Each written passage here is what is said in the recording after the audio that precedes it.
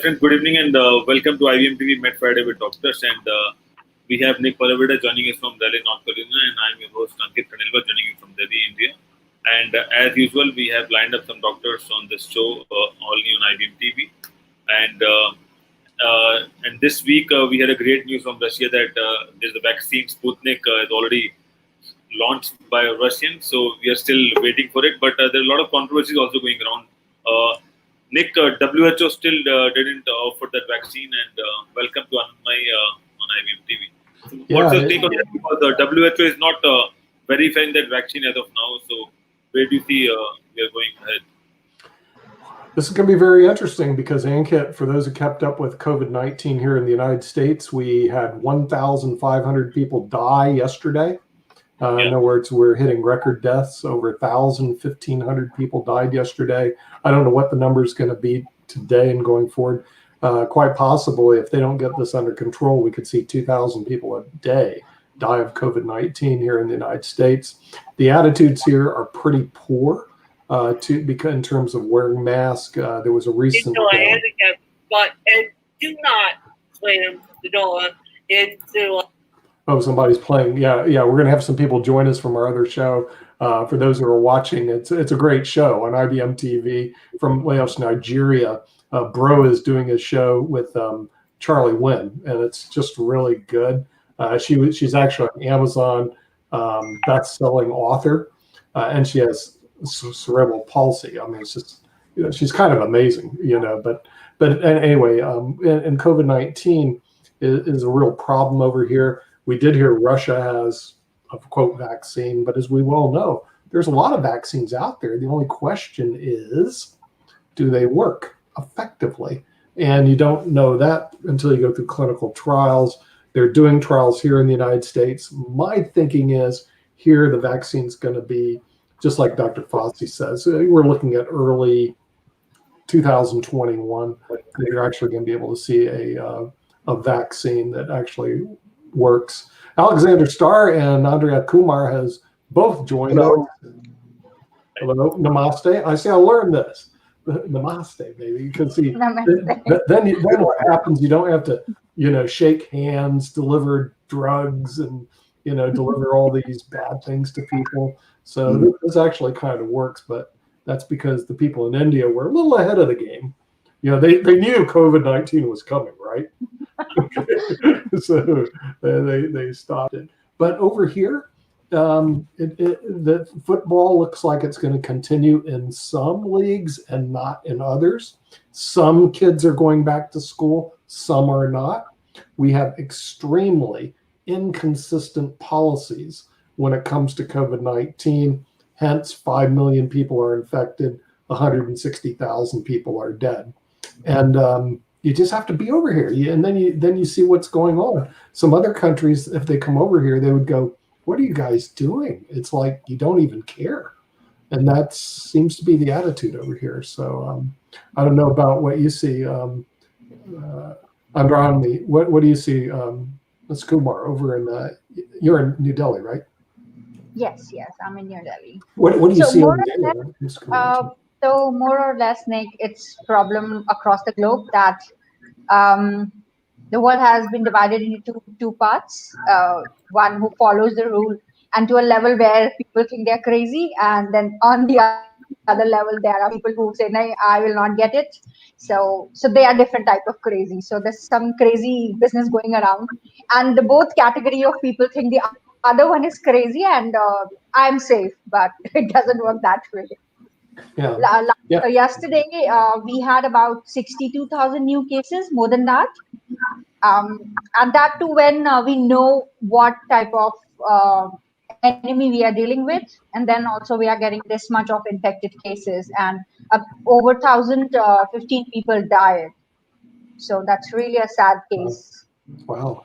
Yeah, because I think that people never, at least over here, they haven't took this seriously, that this is actually a very contagious disease. In other words, it's something that spreads very rapidly, and we just don't take it seriously. And then, well, Sasha does. He just washes it down with vodka, baby. Sasha doesn't care, man. The Russians just wash it down with vodka. They go, yes, we have a vaccine in Russia. It's called vodka. We developed that a long time ago. No, it's called Chernobyl 2. It's what? Chernobyl 2. Chernobyl 2 and Sputnik 1 or whatever the heck it is. But it wouldn't surprise me if those vaccines work. In other words, when Russia said, hey, we got vaccines and they work, they probably do. We predicted, and this goes back in March, and all of our shows are taped. We predicted when I think the U.S. had 3,000 deaths, that it would go over 100,000 the way we were doing this. But we also followed a lot of the studies through the University of Washington, which was doing predictive analysis based on the behavior of certain countries. And we predicted also that there would be better treatments than there are. And we predicted that the only solution is going to be a vaccine by an MD, PhD, because people aren't going to obey any of the rules. So all our predictions, unfortunately, are coming true. But I will tell you, over here, some of them go, I'm not going to stop living because of a coronavirus. And they go out and they spread more coronavirus. They just don't care. I don't know if that's the right decision to make. My humble opinion, it's the wrong decision. I have no interest. Of course, I'm asthmatic and I've had bad disease. I have no interest in getting this before. Can you read for us? Can you read for us? It says, Har dukh ka ilaj Russian hi hai. That means for all the problems, we have Russians. Yeah, the Russians. So, Nick, this message is rotating on WhatsApp and Facebook in India. That means everything, Russians can solve anything. #vaccine. Yeah. Of course, yeah. The Russians have already solved it, so it's not a problem over there. But again, like I said, I would not be surprised if they actually have a vaccine that works, because over here, there's probably several of them that are already in clinical trials that probably work. Well, months ago, we predicted the vaccines were already there, but they just haven't been tested, that probably work. And IBM actually has a supercomputer in Knoxville that does an analysis, and they outlined a long time ago the different types of treatments that would probably work. And but the real problem is it just hadn't been tested, and they need time to test. I mean, come on, the thing is, what the World Health Organization really wanted to do is to buy time for the development and the testing. People don't want to give them any time. And the United States, even worse, we withdrew from the World Health Organization. Boing. Okay. Just really incredibly bad policies here. And we've seen the result. I just don't get it. Alexander Starr in Canada, what policies are you guys in lockdown over there? I know you don't let us go on the border, but are you guys in lockdown? It was closed before. Latest was the deadline August 21st, but now the border with the United States is closed indefinitely. Obviously, you see, it's very difficult. Maybe you can allow people from New York State to travel to Canada, but then you would forbid Florida probably, or you have to be selective each state. But then Canada made a decision that it doesn't really matter in all states, because some people can be from New York State but pretend that they're from California or from Utah or whoever else or whatever else. So it doesn't matter. It's just been closed indefinitely, and that's the end of the story. Now, Canada is doing quite well. Last count, there were a couple of days where it was only 10 new cases and 1 death or 2. So at least Canada, I think it contained. It doesn't have cure. It doesn't have a vaccine like Russia, but at least I think it stopped this. At least for now. Nobody knows what's in the future. Now, about Russian vaccine, I wouldn't be so overly optimistic about it, because it may work for some people and may not work for other people. Don't forget old saying, what's good for Russian is death to German. What means, let's see, if Russian can drink, let's say, a liter of vodka with a little piece of dark bread, if German will do the same thing. He'll just die right there. Mhm. So if that cure helps some Russians now, remember that in the United States you have 3 or maybe 4 in some cases trial phases. In Russia, it's all one phase, right? Yes. Um, and we don't know which one out of these 3 it's phase 1, phase 2, or phase 3. Okay, then you have to have to be mindful of one thing is that it's been tried only on 100 people. In the United States, you would need 10,000 or even hundreds of thousands of trials. In Russia, it's only 100 people, and nobody knows whereabouts of those people and where they are, and did they have actually coronavirus, and did they have I don't know, maybe syphilis or maybe some other sicknesses. So we don't know really about this trial process, the consistency of that. Also, maybe the variety. You know, from last I heard, there are 62 types of coronavirus. So maybe the types of coronaviruses that are in Russia are completely different from those in the United States or other countries, right? Because only coronavirus varieties that can survive so much vodka, like in Russia. So out of 62, maybe only 2-3 varieties survive. And so they tested against 2-3 varieties which are there. So another 59 varieties, maybe this vaccine is not good after all, right? So there's very little what we know about it. I don't know if Russia wants to sell it to other countries. So they have to probably do a lot of disclosure, and it would be interesting to see that process, how it works. Yeah, but isn't India also developing their own vaccine, Ms. Kumar? Yeah. Aren't you guys developing your own vaccine? How is that going over in India? So initially, there were a couple of pharmaceutical companies who said that they have developed the vaccines, and they were under the trials. And the CEO of those companies, they got the shots for themselves, and after that, it all went in the cold box, because as Sasha is saying that we have to go through several different stages of the trials, the medical trials. First one is for 100 people, then for 10,000, and then for a couple of thousands.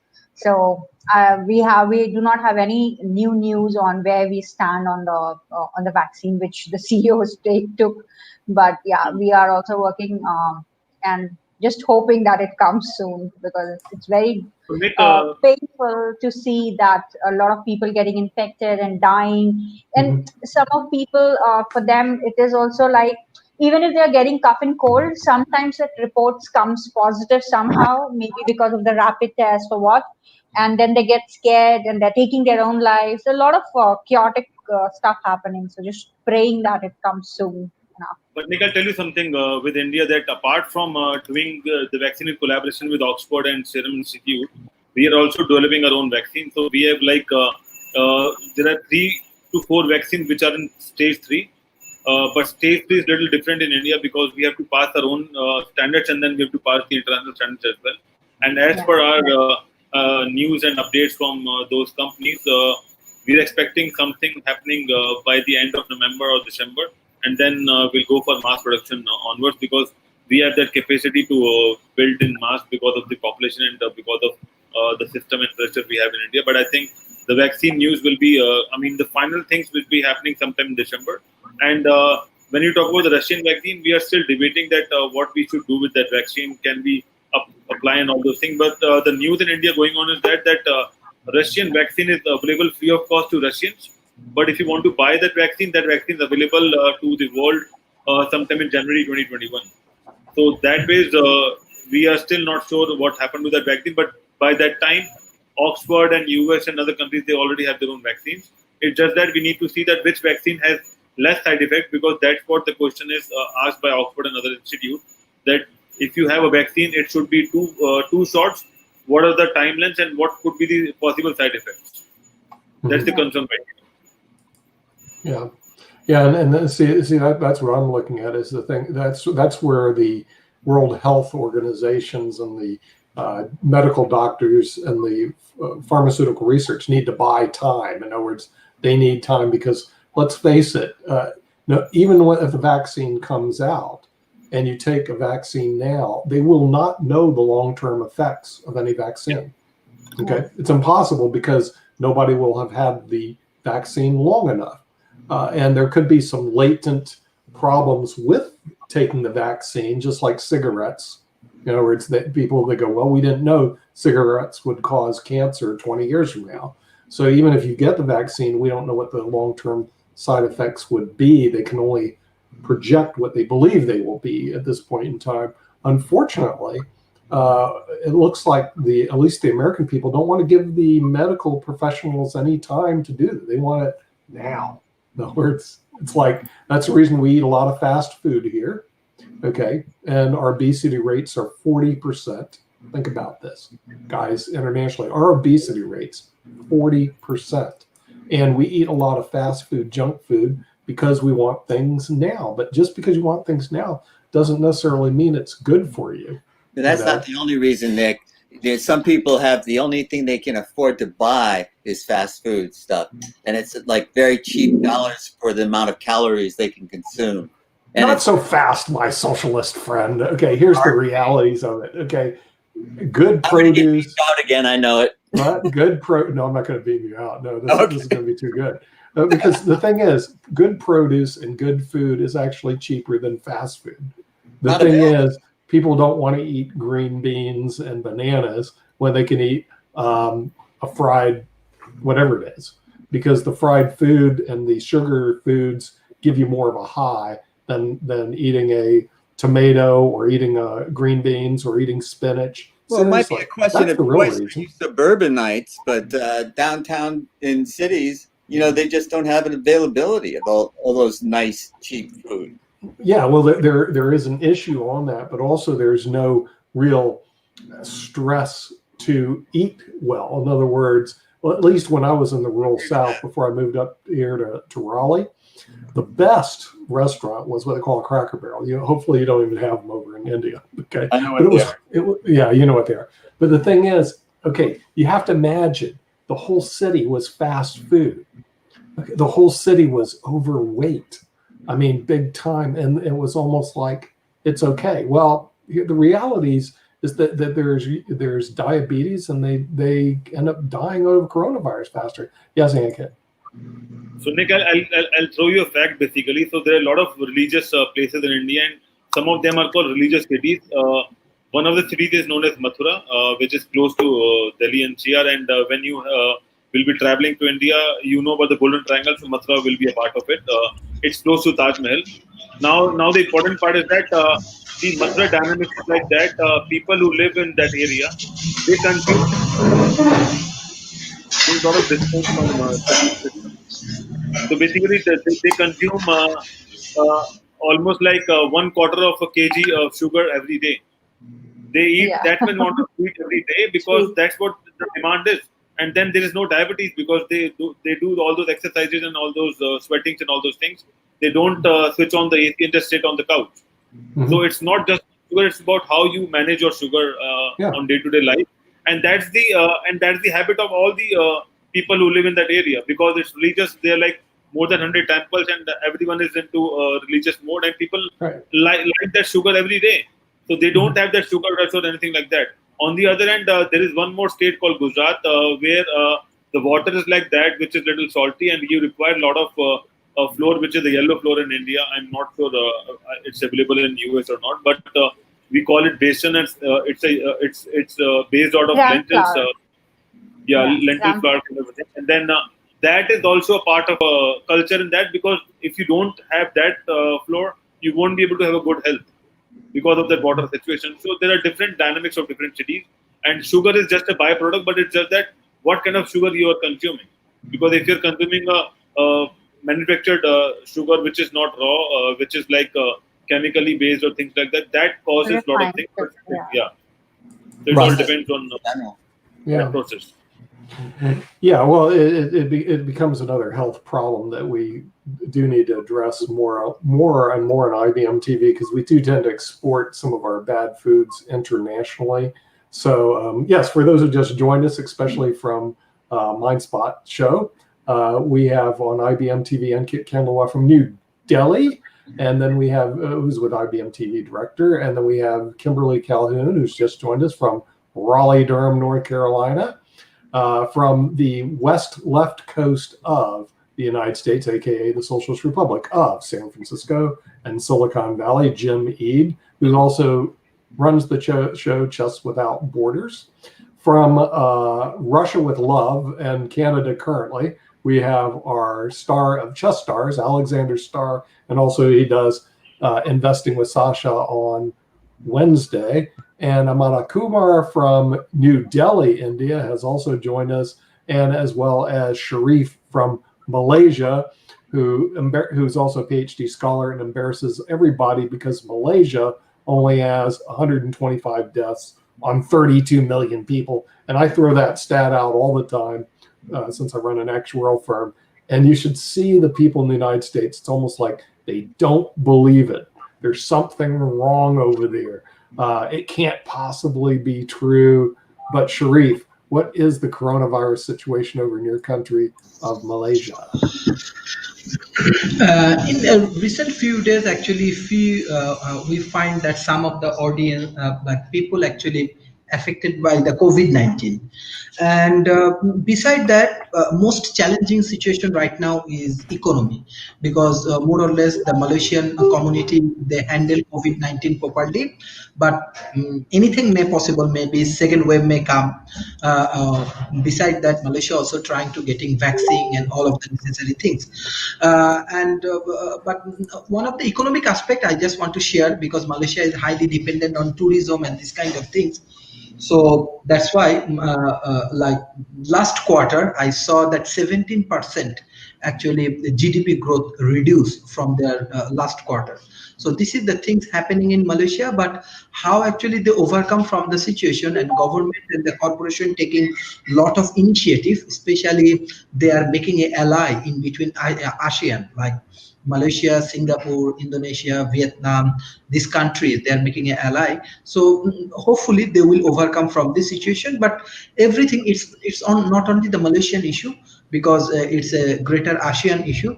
So every country need to help each other, and by this way we can overcome from this situation.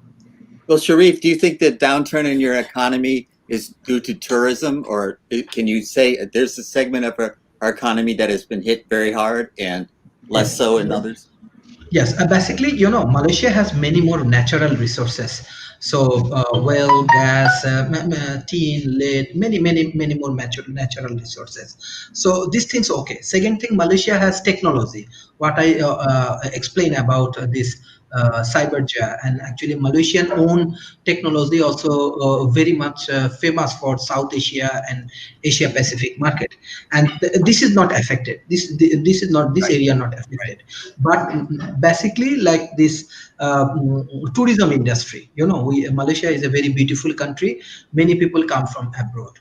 So this is one of the area. Second things, let's say many students come to Malaysia for study purpose. Yes, still there is a very big flow, but everything is stopped. They cannot bring students right now. So this is the major area, I think, tourism and this area, they are affected. But with the collaboration of technology, and I told you, they are trying to make an ally in between Malaysia, Singapore, Indonesia, Vietnam, Cambodia, this community. So by this way, hopefully they can overcome from this situation. But that's a great thing to do in general, but it wouldn't help your tourism, for example. So you just have to wait this out until tourism picks up before your economy is going to be back to where it was, or I'm very hopeful about the Malaysian. Let's say you have to understand. Let's say Malaysia has Islamic finance. Malaysia has halal food and all of the products. So they have also very good relationship Muslim community. Even they have a very good relation with Europe and USA. With this kind of business, I think that, let's say halal, even their healthcare system, now everybody understand that Malaysian healthcare system is good. They have a lot of hospital and many things. Maybe previously people come here only for visit or study purpose. Now they come here for getting treatment. People basically go to Singapore, but this time they will come to Malaysia. This is also good opportunity. So Yeah. I think by this way, let's say maybe tourism and hotel industry maybe go a little bit of down, but example this healthcare system, healthcare tourism, these things will be move. This is my observation. Chances is high. Chances is high. Yeah. So you think that's a permanent shift in your economy? Exactly, exactly. Let's say I work with few of the think tank, let's say Tando and some other think tank. So example, when they even when they work with, let's say, South Korea or Japan or the any developing nations, they also take as an advice like, okay, Malaysia has their own ecosystem for technology and the natural resources. So like other country can do more business and other things. Even example, let's say country like Bangladesh, country like Pakistan, country like even India, they are involved with more business, they are involved with more activities. Even every day I also get lot of call, even from India, even from example Pakistan, Bangladesh, even Sri Lanka, Nepal, from South Asia. South Asia market also very good market. China has very good influence over Malaysian business and very good relationship. So strategically, I want to say that if you even geographically and infrastructure and everything, you find that Malaysia is a very good strategic place. So figure out alternative is not difficult for them. I see. Bringing the alternative, and another thing is they are very cost effective. But So because this is Medical Friday, you mentioned your healthcare system, and say, yes, yes. just like pick somebody at random, say an Irish white guy who's who eats so much that he's got gout. Can I go to Malaysia to have you treat my gout? Even example in my condominium, I think there are 12,000 people live. It's a very big condominium, main place. I said one of the show. So even here, many actually people from Europe, from USA, they come here, they stay here. Even I want to say they are very old enough, like maybe they are over 70 years old, but they live here. They live here. They are American citizen, Canadian citizen. They live in Malaysia, and they said they are very happy with their healthcare and food and infrastructure. They are very happy. I have my friends from Europe and USA. They live in the same condominium, because in my condominium there are, I think, 40% to 50% people actually from other countries.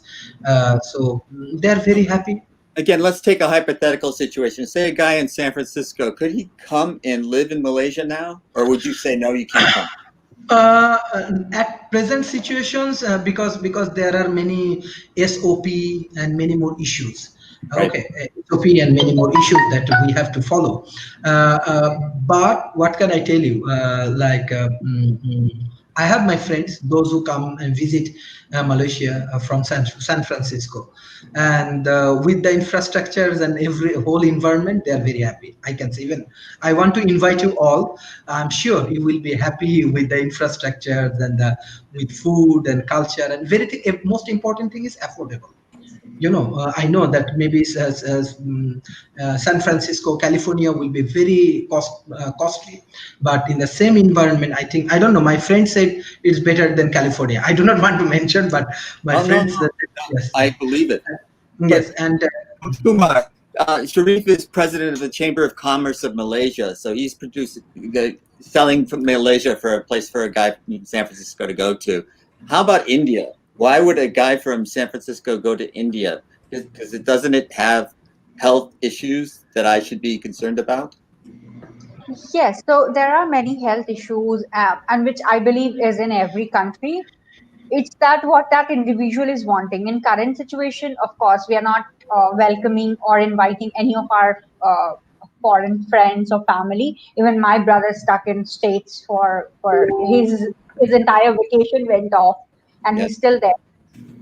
But in India, if you want to come and look for the cultural diversity to get awakenings, you have diverse sort of culture, and each region have their own sort of culture, food, fabric, a lot of different stuff from mountains to sea, whatever you want in terms of environment also, or in terms of scenic beauty if you want. So from green mountains. snow mountains to seas and oceans. You'll find everything, like everything in each region, and it's very difficult for me also. When I also traveled to couple of the parts of India, I was like, oh my god, I did not see this, or I did not knew that, oh, these things also are part of my country. So Yes. it's such a beautiful place. Even if I choose one day to visit one place, it Yeah. won't be enough in a year that I will visit all of them. Yes, that's amazing. But you know, if I stay here in California, I have the ocean and I have the mountains, and they're short drives away. So, you know, why would I go to another country to experience that? I can get it To right meet here. me, you come here to meet me. That's it. Okay, sold. All right, I'm booking my ticket right now. Sure. So for as I said, that if it depends on the person to person. So a lot of medical tourism also happens in India. When I go to a hospital, especially in Delhi, I see a lot of foreigner people who come here for their treatment, their surgeries. There are documentaries on Prime and Netflixes also, which says how Indian doctors have saved couple of our foreigner friends who came here for fatal diseases, which said that they can't be cured outside. So I think it's vice versa. For Indians, we think that US or maybe Singapore or any other country would have a better health system, so we run there. And but our health system has become so strong, and doctors are now focusing on new researches, and they are collaborating with the Ayurveda, the ancient techniques, and the new medicines together. And then they are coming up with new technology and things which is helping people from scratch, like from being an ill person to be a healthy person. So they are working on a which I feel that they work on a platform which collaborates on your mind, body, and the soul. So you get much more healthier in no time.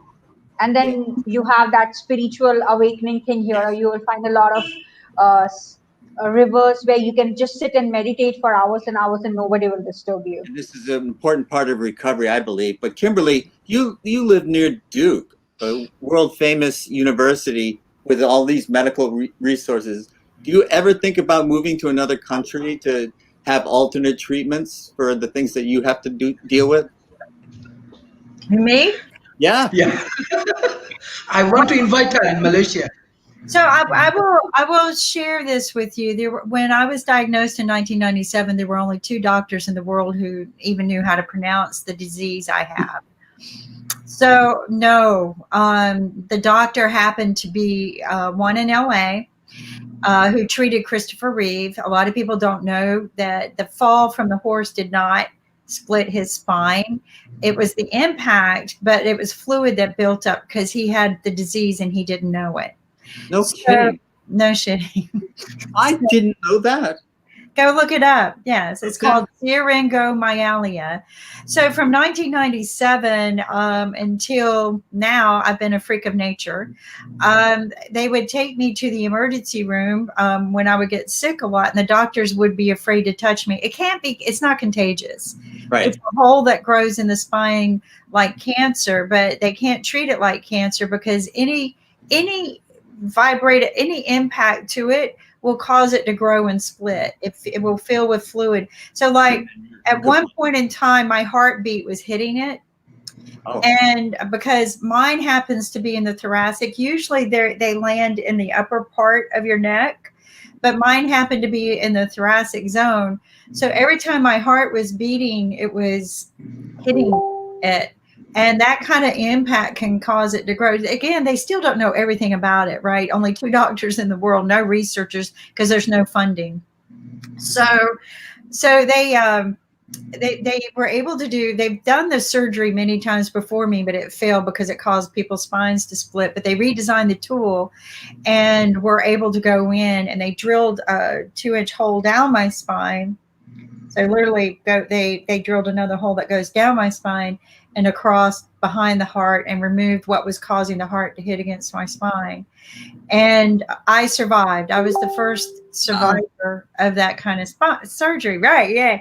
But no, I'm scared to leave the comfort of the relationship I have, because when I see my my doctors and I give them hope too. Okay. So, because like they would cry, they would go, oh my God, because we didn't know whether I could ever walk or use my arms again. I was incapacitated for a very, very long time and had to learn how to reuse everything, and not everything came back. Not everything came back. Right. So I am, but I had to use a computer with a voice control. Fortunately, I had that available to me. Not everybody did, but I had that. So there were a lot of things I am thankful for, but no, I feel like my success gives them hope, and their success in research gives me hope. I was not supposed to live past 10 years. Right. No one with this disease at that moment had ever lived past 10 years, or if they did, they had no quality of life. It can be so painful. It's very hard because you're talking about your neurological, your whole computer system. Right. So people don't understand. So that this is what I try to explain to people. What you don't see handicapped, there's a lot of handicap. I am blessed to have a family that supports anything I have to do to maintain my quality. And that was very important. When I was able to walk and like I couldn't just walk, I had to learn how to walk on a walking machine, but somebody had to hold me the whole time. Yeah. It wasn't, and it was frustrating because when they told me, Kim, you're going to be incapacitated, you can't, you won't be able to do anything.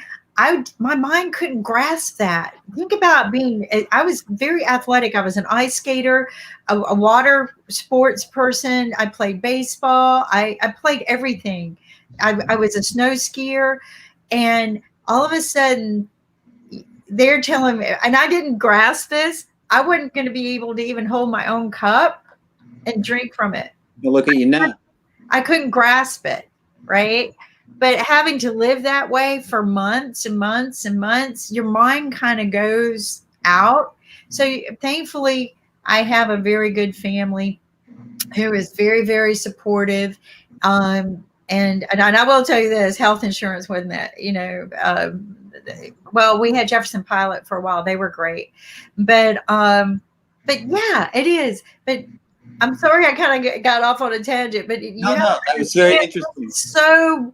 So bizarre of a disease when you've only got a few and it's so weird because now when I walk into a place in Texas, some of the neurosurgeons, oh yeah, we know what that is. But I'll have neurosurgeons tell me they won't touch me. Yeah. And it's just because they're scared they're going to hurt you. It has nothing to do with being. Test what I'm hearing and see if I'm accurate in this. You've got a comfort zone because it's incredible that you've overcome the odds that you have, and so you're comfortable where you are with the treatment that you're getting now.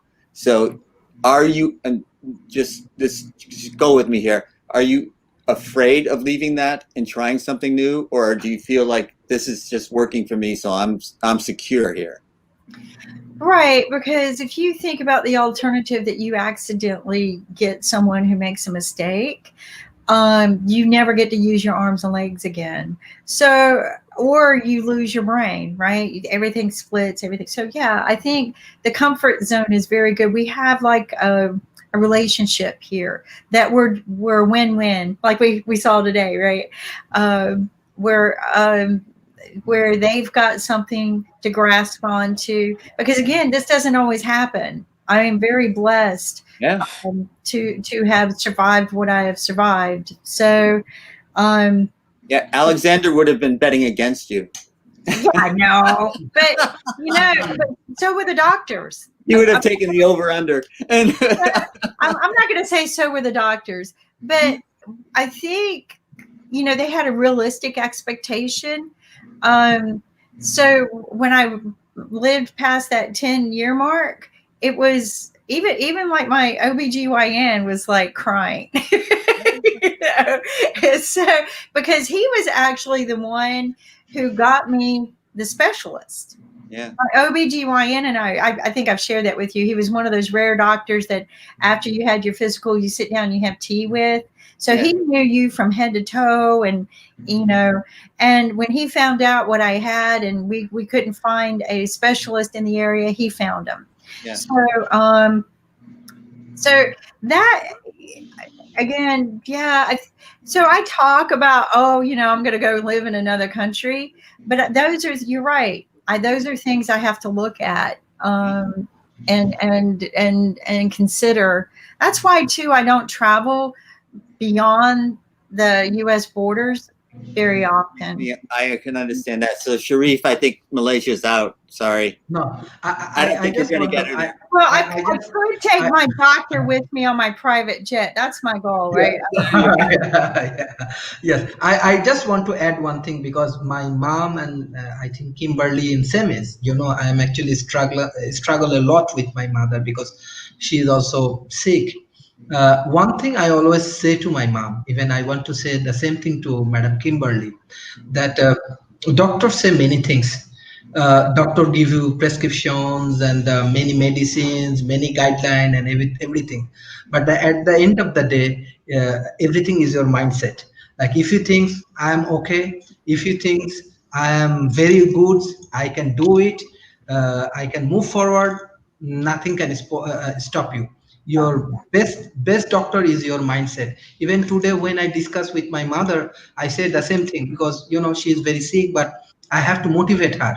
I have to say, okay, please walk, please 30 minutes for me, walk, please 40 minutes for me, walk. So every time I try to motivate my mom. Even I have to say the same thing. I can understand Madam Kimberly pain, my mother pain, but at the end of the day, we need some positive attitudes and thought.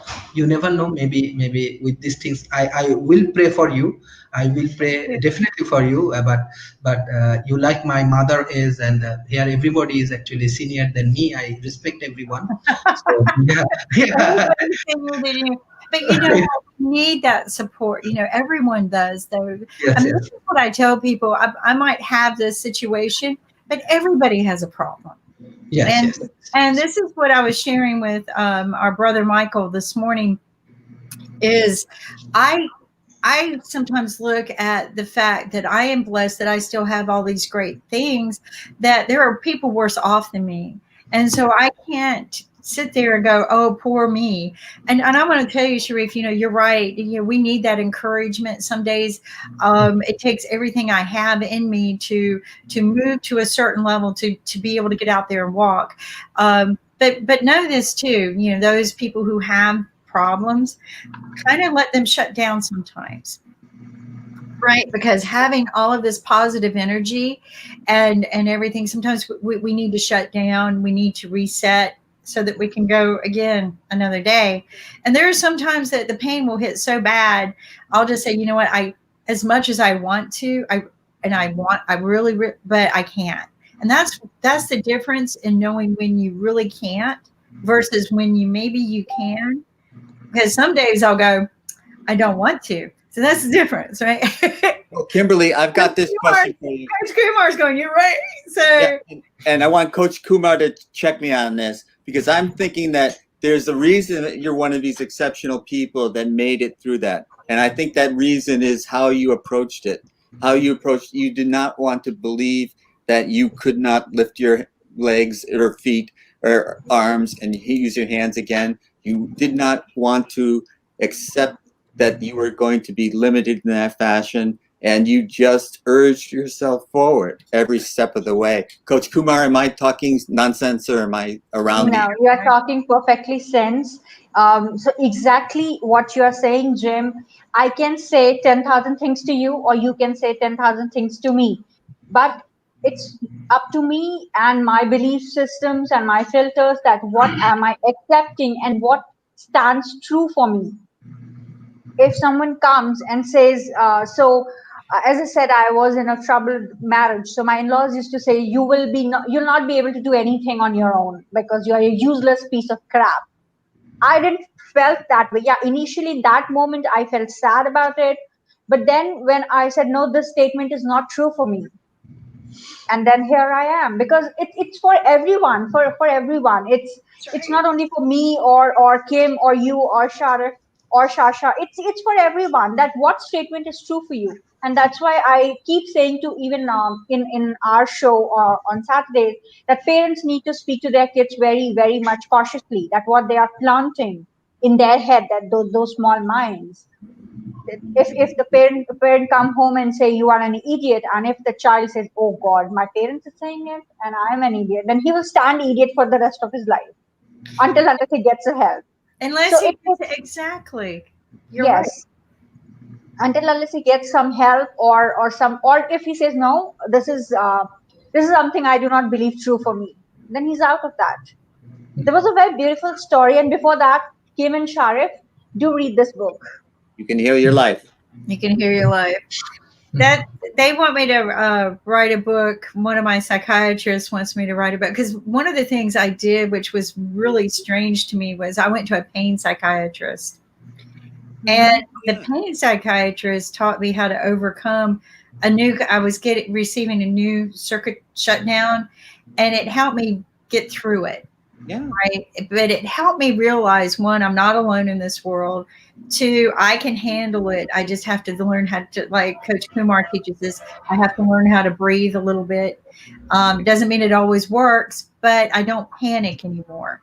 And I think that was very, very important with pain psychology. And I think everyone needs a little bit of that. Everyone has pain. Everyone has pain in their life, whether it's here or physically. And I'll never forget my doctor telling me, Kim, don't ever let any doctor, this is for you, any doctor ever tell you that the pain you have is just in your head, because they're going to try to do that. They're going to, but a pain psychiatrist doesn't tell you that. A real pain psychiatrist tells you how to control it. Yes. That's the difference. They're not telling you the pain's in your head. What they're telling you is how to control your pain, how to get past it, know when to say stop. Like I was telling you, know when to say whether I can or do I really can't. Those are very important things when you're disabled or different abled, and I don't consider myself disabled. Like you said, I never gave up here or here. And but the books are good, and I read a lot. I read a lot because so many other people have overcome worse to me. And I think IBM TV is keeping Amazon in the profit zone because I keep ordering books that people are recommending. What we need to do is get the books on IBM TV. That's what we're trying to do.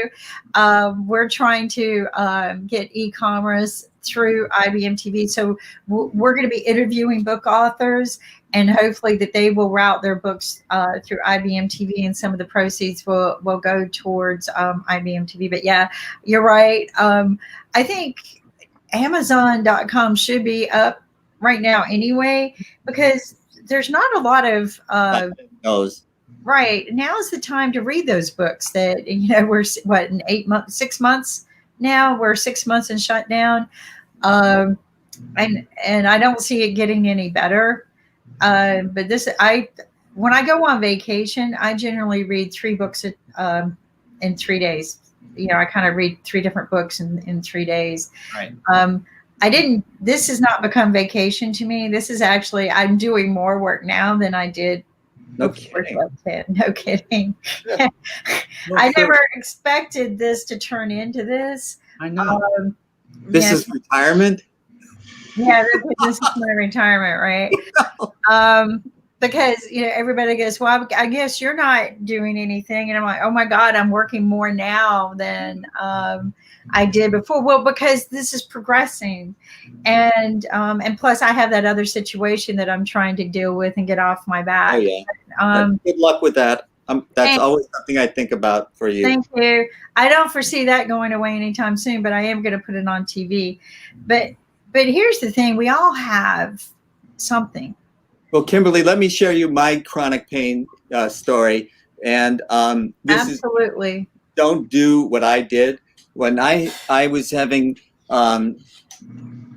considerable pain in my knees, my hip, and also my fingers. But that's beside the point to this story, because what it made me think was I can't walk without pain. Therefore, I should not walk. And the absolute opposite was the truth. Because if I did not walk, I did not exercise the muscles that surrounded the joints that were in pain, that braced them and supported them. And so when I was coached to exercise, to walk, even if it hurts, then I would say it only took, well, maybe a couple weeks maybe it was more than a couple weeks, but it didn't take that long before my muscles became stronger, supported the joints that were in pain better, and so I felt less pain. So my instinct was shut down because it hurts when I do, and instead of do more and it will hurt less. So it's a very tough lesson for me to learn, but I swear by it now. Stay active. Keep active as long as you can. They say the same thing with arthritis, as painful as that is. The more you try to keep them moving, even though the joints swell up. I try to recommend to people too the alternative supplements like ginger, which is awesome for arthritis. So I, try to keep some supplements, but again, like Dr. Sagu said, don't wait until you get sick to take these things. Get them in your body and keep them in your system. So ginger is really good for arthritis. I've learned that through not just my own experience, but other people who've shared with me that they've literally taken their joints that were swollen really bad just by ingesting a lot of ginger every day. I don't wear my wedding ring because the joint swelled up so badly one day. I just said, cut the ring off or cut my finger off. I don't care. Make the pain go away. Right. So I've never put it on, although I've never had that swelling since because I've been taking preventative action. But you might not believe in this, but some friends of mine, as they were getting older, this couple that I've known for many long time, they were getting the same way. And so they both took their rings off before it became too hard. Right. And they went and had tattoo rings maybe that's what I should do. on their anniversary. Yeah. I thought that was so sweet. I just, I'm not much of a tattoo person, but if I would, that would probably be the thing to do to me because, the wedding ring is very, very important, right? And so, but that's what happens to us, right? We can't get it off and on, and and actually, a lot of people don't understand, but it can get blinding and it can hurt. So, that's just something to think about. So, yeah, Sasha, I only have known you as a grown-up, and I only know you in terms of your life as a grown-up. When you were a kid, were you supported? Did you have a family that told you good things, or did they tell you, Sasha, you're not good enough? Did you ever have that experience where they were telling you, Sasha, you're an idiot, or something like that? Did you get negative feedback from your parents, or did you get support from your parents?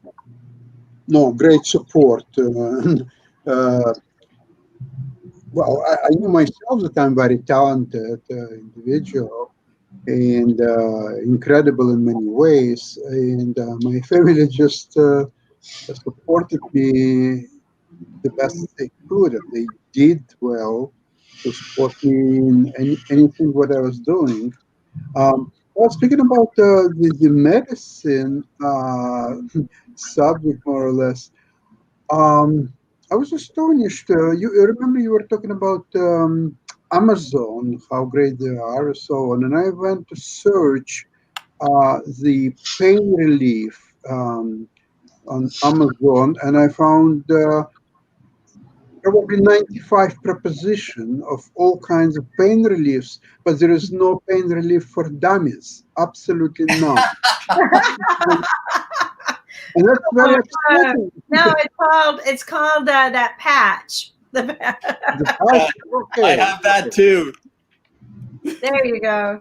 I think that's very interesting to hear. When I think people who have a lot of good support from their parents do fare better in life, but it doesn't mean, like Coach Kumar said, it doesn't mean that it has to end that way. I have two boys that Oh, unfortunately, their mother died when they were very, very young. And so they were left with not a lot of mental, good, healthy support, struggling and starving, and so forth. Never got a good word to them until they came to live with us. And I would watch them, like if they made a mistake, they kept ducking, which meant that they kept getting slapped around a lot. But they ended up fine. Right? They had some years of struggling, maybe some rebellion here and there, but giving them just a little dose of what a good life could be, and they're both doing great. They both have their own lives, their families. They're a good give back to a community in their communities, and so it doesn't have to end. But I will say this: it makes it harder, right? Yes. And a lot of people will use the excuse. And I remember going into court with a child one time, well, not a child, but a young adult who was using that as an excuse, right? Oh, I didn't have a good life. I was pushed around a lot. I mean, I'm like, no, you were given a good taste here. So that's not an excuse. We all get slapped around. We all have bad things happen to us somewhere in our life. That's not an excuse to do bad things. And they came around. Eventually they came around. But, you don't let them have that excuse, because we all have that, right? We all have something bad happen in our lives somewhere. Otherwise, you're not living. My dad showed me that. Because we call what Kimberly's describing the victim mentality. And do you know what I mean by that? Yeah, yes. Yeah. And so what would you call the poor me people. Poor me. Exactly. Poor me. And do you have success in working with people that have that victim mentality? And do you coach them? Yes, I do coach them, and there are a lot of success also. If somebody's coming to you, that means they want to change. If somebody's forced and sent to you, for example, if Kim forced me to come to you and to ask you to be my coach, then I will not be successful, or you will not have a success rate in my case, if I'm pushed to you. But if I'm willing to come to you and saying that, no, I have a very bad life, but Jim, you have to help me out. And if then you do the processes with me and do the coaching stuff, then yes, there will be success. Because there are two things. One is the poor me mentality, and those people will keep playing that game always and always, so that they get all the benefit. They have all the benefit, and nobody will blame them. Okay, so that's the underlying benefit of it. The other thing is that somebody can get into the trap of poor me because of the situation or the surroundings, or because of some influence, but then they have this head or the wisdom to come back, bounce back, and then get the help what is needed. So yeah, that's how it works. I like poor me. Poor me. I'll tell more about categories of people tomorrow. Okay. I don't have the journal today with me, but I will tell you there are different sort of people. As I always say that basically we all have four types of inputs we take in, as an auditory, visual, kinesthetic, and auditory digital people. Then emotionally there are different type of people. Ego archetypes are different. So there's a lot of things which there are, and we as a coach, we collaborate all of that together, like their emotional nature or behavior, their physical behavior, and their physiological and everything, psychological behavior, and then we keep them together to study that what exactly is the problem. It's just that the poor me phase going on, so that they get all the benefit and never get blamed for it, or is there really some problem? Right. And also, I wanted to go back to Sasha, if you don't mind, Sasha, because one of the things that I've always been impressed by him is his confidence, and it seems natural confidence. Like someone like me is overcompensating for something, so I can appear to be very confident in what I'm saying, but it's me overcoming what was trained into me as a child. And so it's different, my kind of confidence, than Sasha's, which seems natural to me. He's just confident in himself and his assessment of the situations. That's why his approach to stock market analysis, He doesn't care if I don't agree with him. He doesn't care if Shaquille doesn't agree with him. He's confident in what he does. And it's natural. And so I was asking about your childhood experience because I thought you might have had supportive parents when you were growing up. Well, my parents were very, very supportive, of course, but the only thing is I was very, let's say, mischievous when I was a kid, and not even a kid, when I was already in university with this friend of mine who lives now in Copenhagen, and sometimes we get together and we remember the old days. Yes, of course. We were doing things that I'm really ashamed to even tell you what it is. Well, that's what those years are for. No, but I know very few people who would dare even to think about doing something like that. And I'm so shameful. I mean, you know what? In a way, I'm glad that I did it because I've gained that experience, and I've gained sort of like a feel that I'm almost like a flying, that nothing can stop me, and I can do all kind of crazy things to get away with them. Although we did one horrible thing for which I was expelled from university and had to reinstall myself a few months later. And a friend of mine who was with me on that thing, he just got a strong reprimand. And the reason why I was expelled and he was not, that I was once stopped in the foyer smoking. So I had some kind of a warning on my record. And in Russia, it's very strict. Everything is going on record, and then everything can be, even 30 years later, it could be, oh, he was smoking in the foyer. Oh my God. So unfortunately, I did have on my record, and he didn't. So I was expelled from university, and he was not. But then I reinstated a few months later. That was it. But Sasha, I don't know if you're aware of this, but your mischievousness has not been outgrown. You still have it. I think you're right. I like to do some, once in a while, some crazy things. Of course, I'm trying to not to be as crazy as I was several years ago. But now, speaking about the stock market confidence, I want to tell you something. The best thing is a stock market is something that can prove beyond any reasonable doubts whether you're right or you're wrong. It's right there. It's nothing to guess and something. You see it right on your screen. And by the way, check everything what I said on the show on Wednesday. Everything is going 100%.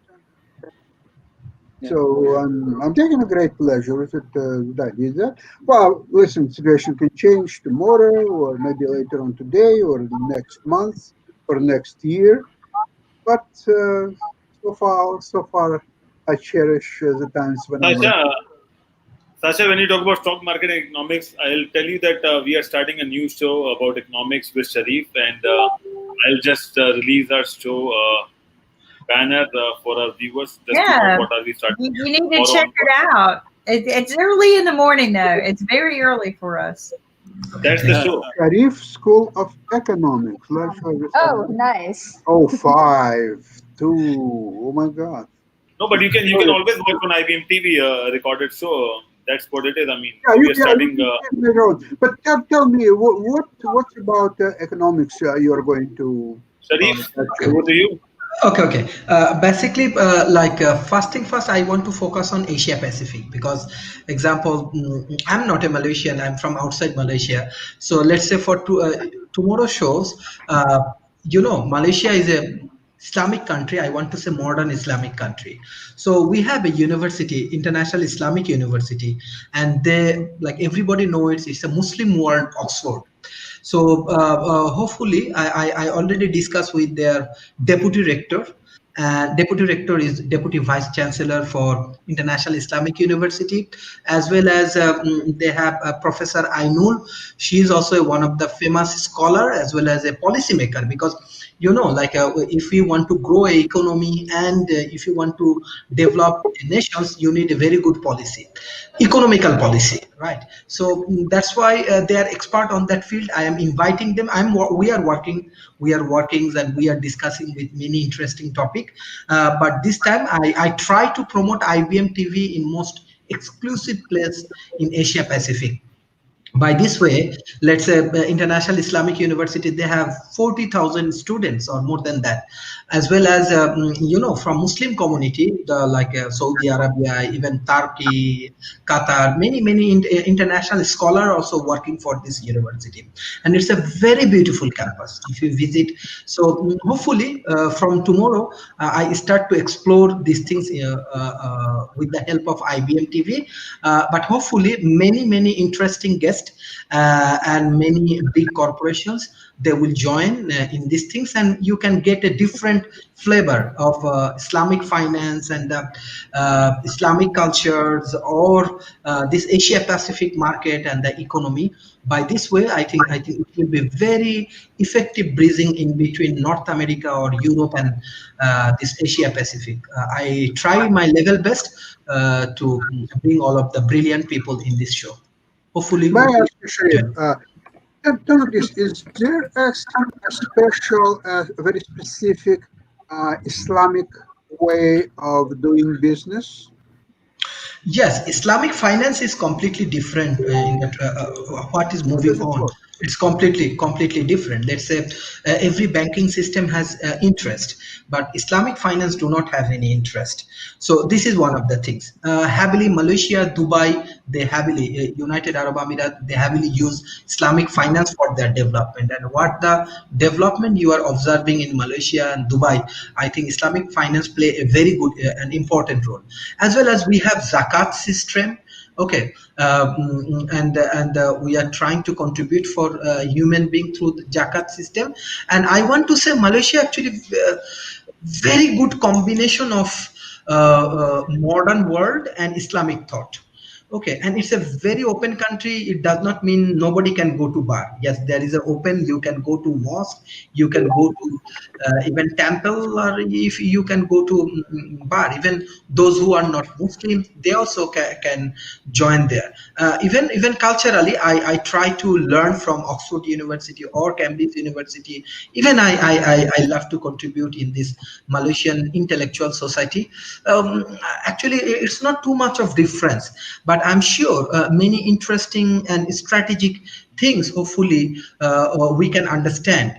And I told you Malaysia is a very smart country, even especially Mahathir bin Mohamad. He is a very smart man. I meet with him several times personally. Even I try to my level best to bring him in IBM TV. I already start communicating with him. Most of the good scholar and dynamic person, hopefully they will join in our show. And especially that Malaysia try to learn best of the things from other country, and they grow based on their community, based on their culture, based on their ecosystem, which is I think very important for us. Even country like Bangladesh, country like example other country, they also can take policy wise they can learn many interesting thing, and it will be helpful. Definitely it will be different cultural point of view. Let's say Sasha said that he has a stock market and this thing. Yes, Malaysia has, and we said that okay, for present situation gold is very important. So why it happened, what the expert opinion, what the inside of the story. Hopefully by this way we can explore and we will team up together. Definitely I have a plan to do different kind of summit conference. Already many peoples from around the world, they are working. I want to invite you all. Even this policy part, I start one of the interesting things. Let's say in Bangladesh, let's say my country is Bangladesh. What I start, we are start with these youth policy things. What does youth policy forum means? Let's say here is all of the scholar we have. Let's say Madam Kimberly, Jim, Sasha, everyone, Mark Lees, and they are very experienced and they have very good knowledge. side by side, we will bring politicians, like those who in power, those who actually running governments. And then what I try to do, I try to bring the young community. Let's say Ankit come, and this every this kind of young pool come, and they help to build up the new ecosystem. And with the opinion of everyone, we can come up with a new idea. So let's say last few days ago, I attended a debate championship in Dhaka University. So we have strategically lot of alignment with China. But issue is that nobody actually coming to the front line, and they are not chasing that. Okay, this contract and agreement from the government is good. This is bad. This is good. This is bad. Because people like politics, it's not a politics actually. Policy, good policy need lot of experience and young population involvement. So I attend in the debate. I do not have problem. I do not afraid of anyone.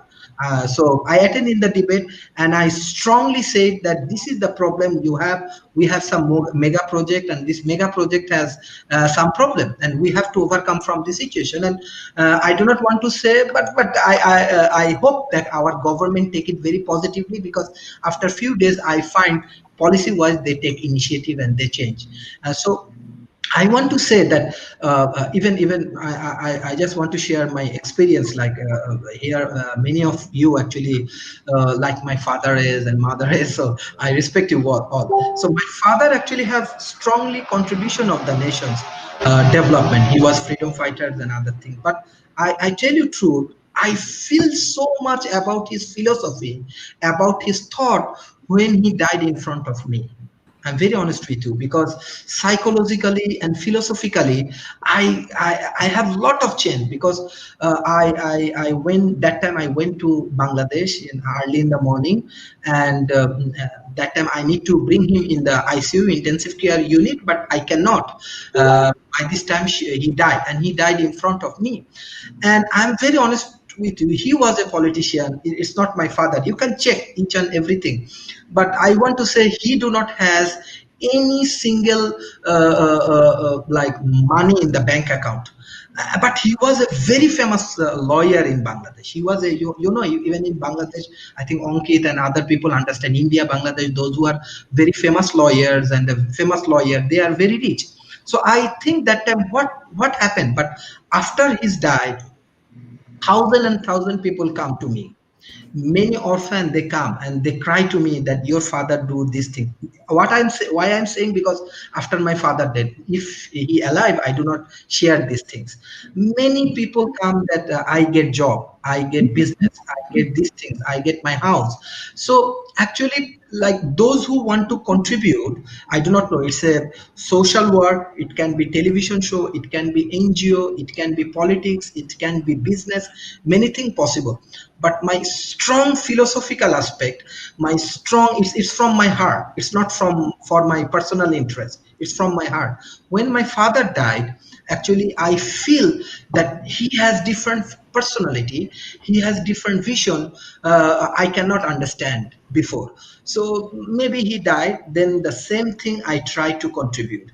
So I am very open for everyone, any good initiative. If I'm very small man, but if I can contribute with my small ability, or if it's helpful for human being, if it's helpful for people, I will do my level best, and that is my objective. And I said the real thing, when my father died in front of me, my psychological aspect, my whole thing change, because I cannot share my feelings, but how I feel about my parents, how I feel about them.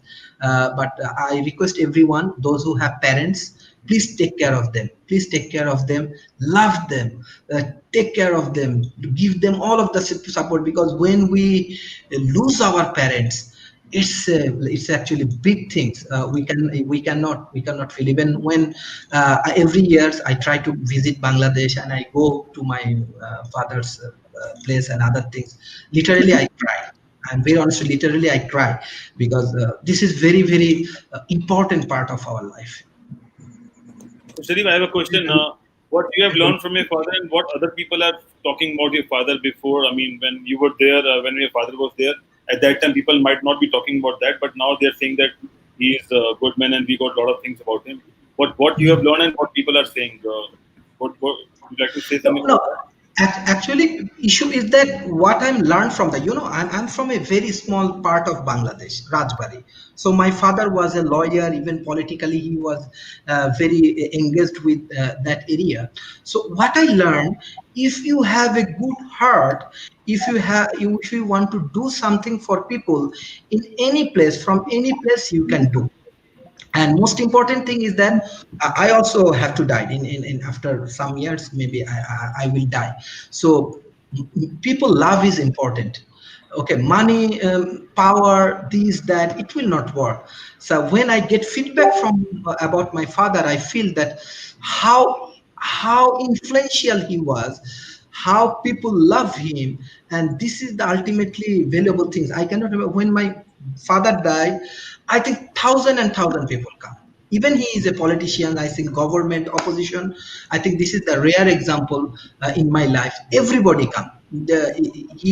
So I do not want to say my father is a big man, very influential. No, I want to say with his limited capacity, he tried to contribute for his nation as a freedom fighter, as a social worker, whatever it is. So I think this should be objective of our life.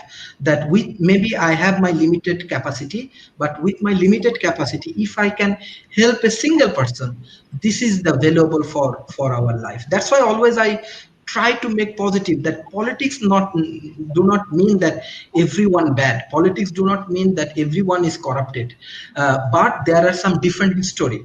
So hopefully it's a teamwork. I cannot change everything, but I can play a small role. So how I see IBM TV, they have good intention, they are trying to contribute for human being. That is the objective, that is the spirit. I think that we should continue it. We should continue it. Yeah. Mark. Yes, Yeah, Mark. just to add to the conversation, and everything. I was just going to say that I actually just got the phone speaking with my mom, and I agree that we have to have that contact with our moms and things of that nature because she actually had a minor accident.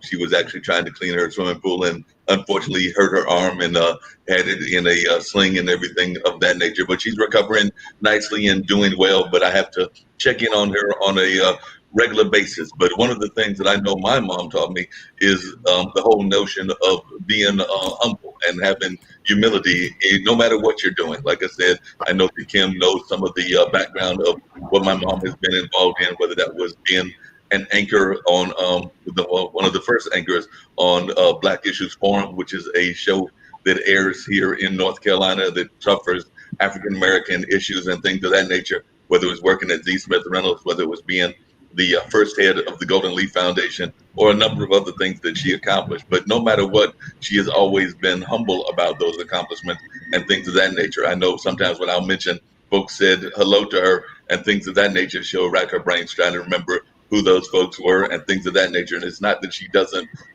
think that she's way above them or anything of that nature. It's just that she was in touch with a lot of people throughout her life and everything. So she is definitely a very humble person, and it's one of the things that I am very proud of my mom and my dad about, because dad is also very humble in what he does, and he's a fairly well-known artist here in our community, meaning the Durham community, and was involved in civil rights and a number of other things. So it was on both sides of my parental tree that definitely there was some great lessons learned. So there are those lessons that we have to learn from our parents. So definitely, Sharif, it seems like you're on the right track with that. So I definitely just wanted to say that definitely looks like you're on the right track, because humility is one of those great things that we have to learn.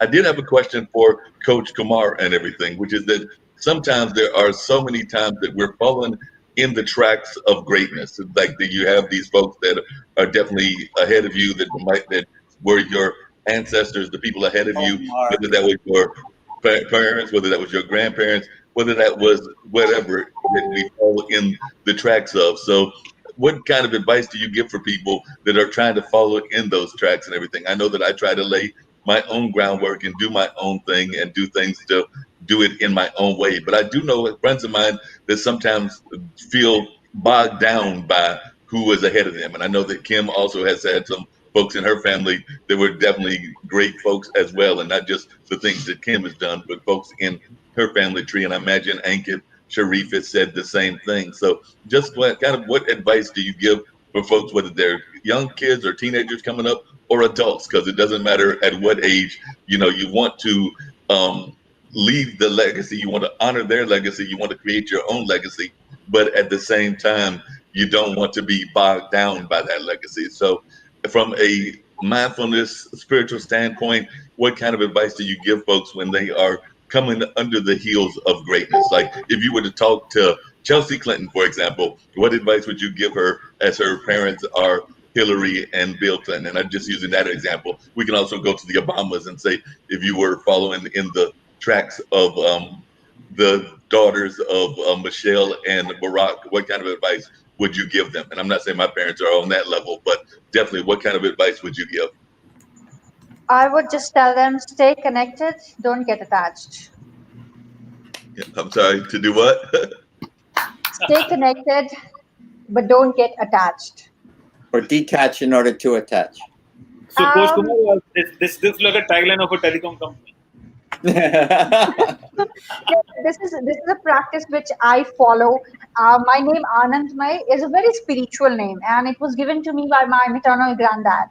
And as a kid, I always get back to him and say, "Why have you given me this name?" Everyone in school teases me.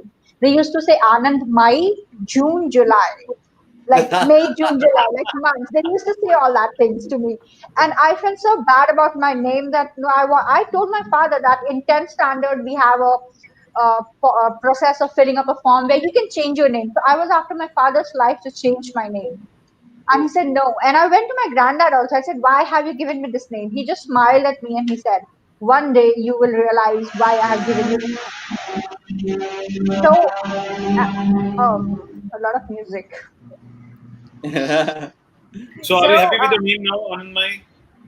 Oh, yes, I'm happy with my name now.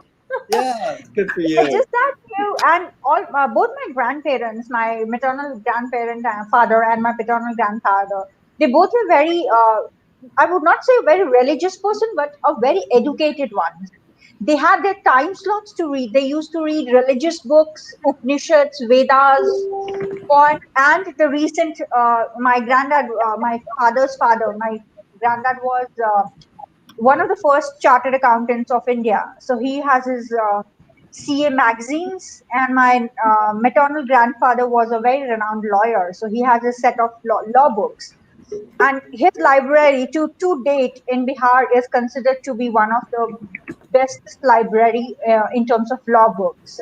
So when you stay connected to the legacy of your grandparents or your family, but you do what you want to do, you flourish even better because you are stepping into your own power with power of them. So the when you get a lot of fertilizer, good fertilizers, the flower blooms always. That's very Coach, true, and I think I like that advice, and I think it's great advice. Kim, I have some very bad news for you, Kim, and everything is that my mom is down to like one board, is some international board, and she's only on the advisory board. She made it very clear to me that she does not want to be on any other board. So I was going to try to recruit her for our board, afraid not, because she's like, I'm good. I've done the whole board life, so I'm not going to do any more boards, even though I was thinking that I was ready to recruit her, but she was like, no, that's all right. So here's the thing: we won't invade her space. And again, I wanted to give her some space given your recent losses. That's why. But let's just get her come on the show and share some of her experience. Let her share her story, because sometimes that's more important than sitting on a board. Sometimes I would rather just learn from someone else's experience, and I think that's what we need to do now, is kind of let her share with us what her experiences are. Oh, Dr. Anthony, hi. Hi. Hi. Our favorite color is what's your uniform today? Northwestern State University. Woohoo! Nick's got to like that. No, he's Northeastern. Yeah. I was going to cycle back to something that Sasha said that we skipped over a little bit. He was talking to us about in the stock market, tracking the stock market, you can see the results of your decisions. And I wanted us to talk about some of the things like Kim was just telling us about how people cannot see the disability that she has. And if she has a disability plate, people will look at her, well, you don't look disabled. So we can have comfort by something that we can see externally, and we can track the results like the ticker tape, and we can see how we're doing. But other things we can't see how we're doing. And so how do we judge that? And we just lost Coach Kumar. So We had to leave. So yeah, oh, that's so sorry. But I just wanted to talk about that a little bit. What's visible and we can track, and what's invisible and we cannot track. Nobody? I mean, there's a lot of things along those lines because I know you talk about. Okay, I'm about to leave now, so before I leave, I'll just make a very short observation. It's true, I've been always attracted to models and activities which can be measured, judged, and very objective in its nature. I don't like subjects which cannot be proven, which are only in your image or image your followers. So some followers convince other followers. So now they believe in something, and whether it's true or not, nobody knows. I feel uncomfortable and do not support such endeavors. And I try to stick to what I know and what I understand. That in some ways could be judged as a limitation. It could be judged as not enough spirit, not enough imagination, not enough spirituality, not enough something and something. If you're comfortable with it, there's no judgment. Exactly. So I think every person, that's right of every person, just be comfortable with himself, herself, and just do what you're pleased, without, of course, invading other people's freedoms and beliefs or so on. That's probably. I'm not too original in what I just said. No, that was very original and that was very good. One of the things I'm curious about, Sasha, is that you're involved in the stock market and you said that you like to do things that are concrete and very solid. And from what I've seen of your strategies, you always go for those that are very solid and things of that nature. But I do know that the stock market is very sometimes speculative, and it's very much like you're trying to make judgments as to what will go up or what won't go down. So how do you balance the two of those? About stock market, what's interesting is it's completely disconnected from the real economy. There is absolutely 100% disconnect. So as a real economy, it's going to the ground. I mean, there are tens of millions of Americans who cannot pay rent, never mind mortgage. They cannot scrap together $400. I'm not sure that you can scrap $350. Probably not. So it's complete disconnect, and yet you see these stocks are going higher and higher. But you see, the problem is that the market is always right. You cannot go against the market.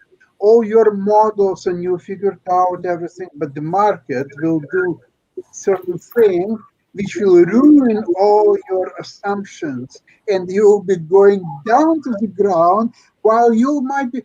You know what? I'll tell you. I wanted to give an example on my investment show, but we didn't have time. There's, for example, a wisdom to learn from what's happened in Canada in the late 90s. There is a very big telephone company, Bell Canada. It's a huge company which controls all the phone market in Ontario and Quebec. Now, they've got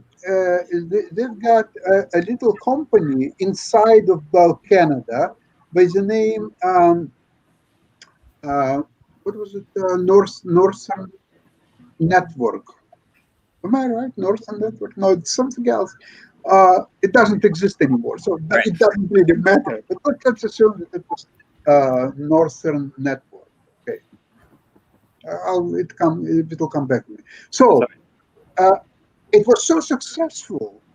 So they spin it off as a new separate company, and Bell Canada retained 60% of the ownership, and 40% was all given to minority shareholders, pension funds, hedge funds, whatever. And that Northern Network, it flew through the roof. It was competing with Cisco systems with just anybody else you can name of. And it was extremely successful, doing very well. Their shares went up very quickly from $15, $20 to $50, $75, $100. It went up ultimately to $140. So the professional investors, like fund managers or so on, so it's easy play. So obviously the stock was too rich. It overreached any imaginable levels based on their real income and profitability or so on. So the easiest play any idiot could do is to go long Bell Canada, sell short Northern Network, simply because if it's indeed so valuable and doing so well, so the Bell Canada shares will skyrocket simply because it's sitting on 60% ownership. So many people did. And ultimately, they were right. If they had enough collateral to keep on staying in the game, they would made a lot of money, because ultimately that the Northern Network collapsed to zero a couple of years later. But it was going so well, so these people, they were getting margin call because their ownership of stocks of Canada was not nearly enough to support their short position for Northern Network. So all of them lost billions of dollars, although ultimately they were right. So what it's teaching you, you have to be right, but not in 5 years' time or 10 years' time. You have to be right in the next 15 minutes' time. In your next 15 minutes, when you're taking your position, you already know you're losing your position or you're winning the position. So you have to be right in your next 15 minutes. 20 minutes is too much. Well, Sasha, I would like you to tell Private Donald that the Dow is not the economy, because you said it very eloquently. And I think we need to get that message out, because that's what's happening now. That's what's happening now. They're playing a game, save the Private Donald. But you know what? It's not going to work out, because I'm looking at placing some bets on the election. There's one bet, actually. You can put $1 and win 5,000. Oh wow! I'm planning to put actually. You like those? Dr. Anthony is ready to get on that bet and everything. I think Dr. Anthony is ready to take that bet. Very interesting I did have a question for Dr. Anthony, because I was watching some of our chat conversations. She's over there in the bayou and enjoying life and everything. She's not necessarily enjoying the bugs and the other critters that might come and attack her, but I'm already jealous because you're in the bayou, and that means that there's good food. So I'm thinking your mom is serving you some really good bayou cooking, so things of that nature, because I know that bayou food can be very delicious. I've got a relative that comes out of New Orleans and that culture, so I'm thinking you've been having some jambalaya and some other great food. So what have you been eating while you've been down there around Louisiana? Pretty much everything that I can get my hands on that I like. She has me cooking mostly. So my mom takes dialysis on Monday, Wednesdays, and Fridays. So during that time, I primarily cook for her whatever she likes. So we're gonna have cabbage and like smoked neck bones and stuff like that today to season up the cabbage, and cornbread, but pretty much everything. So I'll stop at like the little mom and pops and buy boudin and fried boudin balls and all of the Louisiana cuisine, because when I'm here I gain at least about 20-30 pounds before I leave. Seriously. She's eating too much of that good food and everything of that nature. I can understand that. Beignets. I mean, the food in that area puts on a lot of weight. The Low Country boils were always a lot of fun for me. That's what the area is about, though, right? The experience, the flavor, the culture, everything. We had crawfish yesterday. We had crawfish, boiled potatoes, sausage. I didn't do corn. I forgot the corn. But I try to, when I'm here, like I said, when I'm here, I try to eat everything that's, germane to Louisiana, because I can't really get it up there unless I bring it back. And normally I pack coolers when I drive. So I drive like at least like twice a year, so I can, food that I like to eat, because they try to cook it up there and it's just not the same. And, I don't want to hurt anyone's feelings by being critical. Where's there? You say DC, go back to DC. Washington. Going north, so north of the Mason-Dixon line. Mm-hmm. So, but let's share a little bit about what is Boudin. A lot of people don't know. So why don't you share with us a little bit about the flavor of what you're talking about? Crawfish, all of these things. So crawfish is sort of like miniature crabs, but they're particularly grown in like farm raised in Louisiana. At one point, the Asian people were coming over and they were taking the crawfish back over to Asia. So they were, trying to mimic the farm raised crawfish here in Louisiana, but it just wasn't the same. The taste was different, and the ones here were, more fresh. But as far as Boudin is concerned, it is encased like a sausage in like pig intestine, and it's cooked. The rice is cooked with rice in what is it called? Sausage, like the pork sausage, the breakfast pork sausage, sort of like that, and it's seasoned with like Creole seasoning, and that's pretty much all it has in it. And like the other foods, they have like shrimp, and everything is served over rice.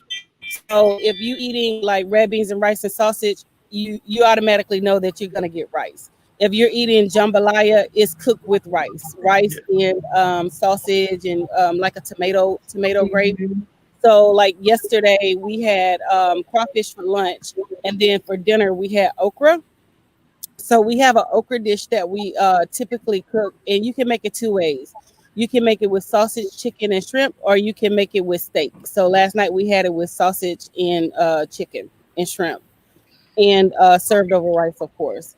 And so today we're gonna do some greens with the cabbage and things like that. So pretty much the food is, is unique, it's germane to Louisiana.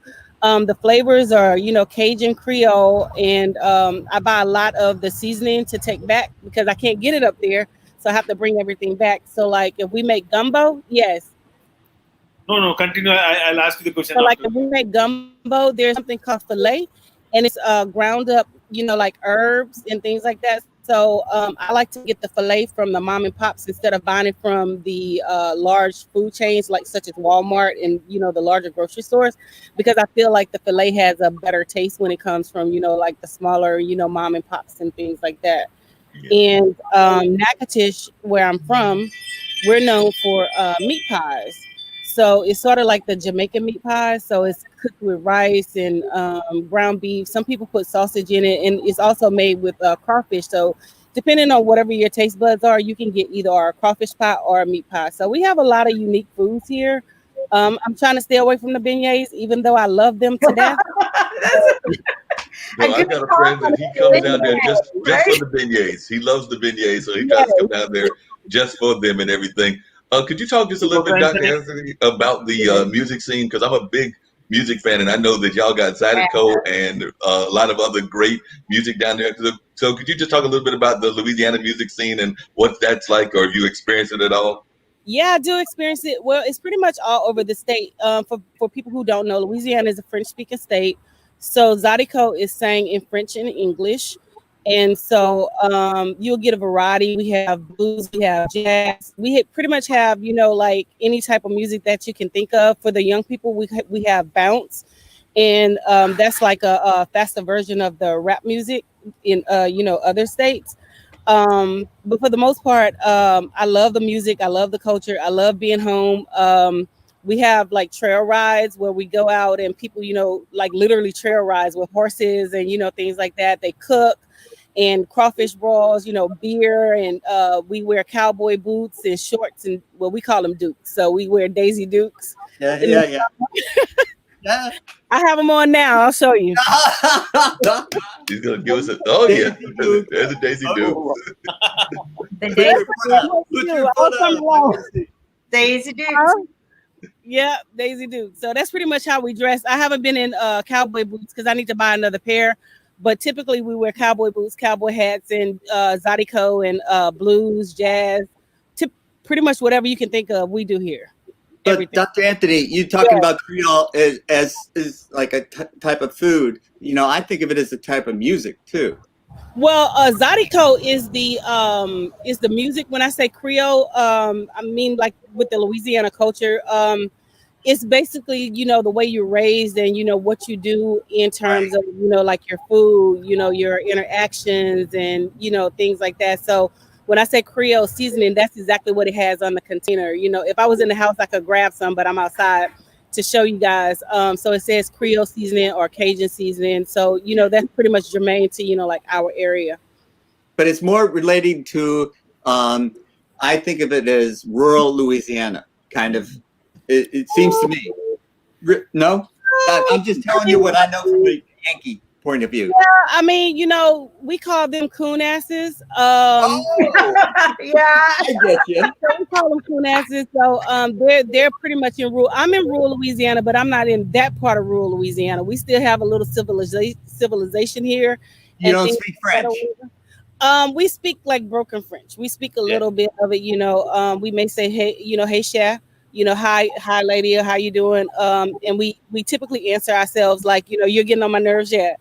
You know what I'm saying? So it's always, like a statement with like an answer. So we'll be like, I'm gonna go make groceries. Yeah, instead of we saying buy groceries, we say we're gonna go make groceries. So it's cultural differences. Yes. Can you talk about the cultural difference between Creole and Cajun? Because there's a difference between those. Good question. Typically. To a certain degree, I mean, Creole is like your culture, your way of life, and Cajun is, pretty much the same thing. It just depends on what part of Louisiana you're in. If you consider Creole or Cajun, what is it? South Louisiana, University of South Louisiana, they're considered the raging Cajuns. You know what I'm saying? So typically up here, we're like, Creole. So it just depends. Because it's even like with the jambalaya. Most people like jambalaya with the red sauce. Most people like jambalaya with white sauce. So it just depends on the area where you're in will determine, how your food is prepared and what it looks like. I've never had the jambalaya with white sauce. Really? I've only had it with red. Yeah, some people prepare it that way. I like it better with the red sauce, with the tomato sauce and things like that, because we use like a lot of stewed tomatoes, tomato paste to make a lot of different dishes. Like the jambalaya is typically like a brownish green. The gumbo. It's typically like a brownish green because of the fillet and things like that or whatever. I like mine simple because I have a lot of food allergies, so I don't eat all the seafood that goes into the gumbo. I like sausage, chicken, and shrimp, and that's it. That's all I can handle. So if you typically ask me to prepare it, that's all you're gonna get is sausage, chicken.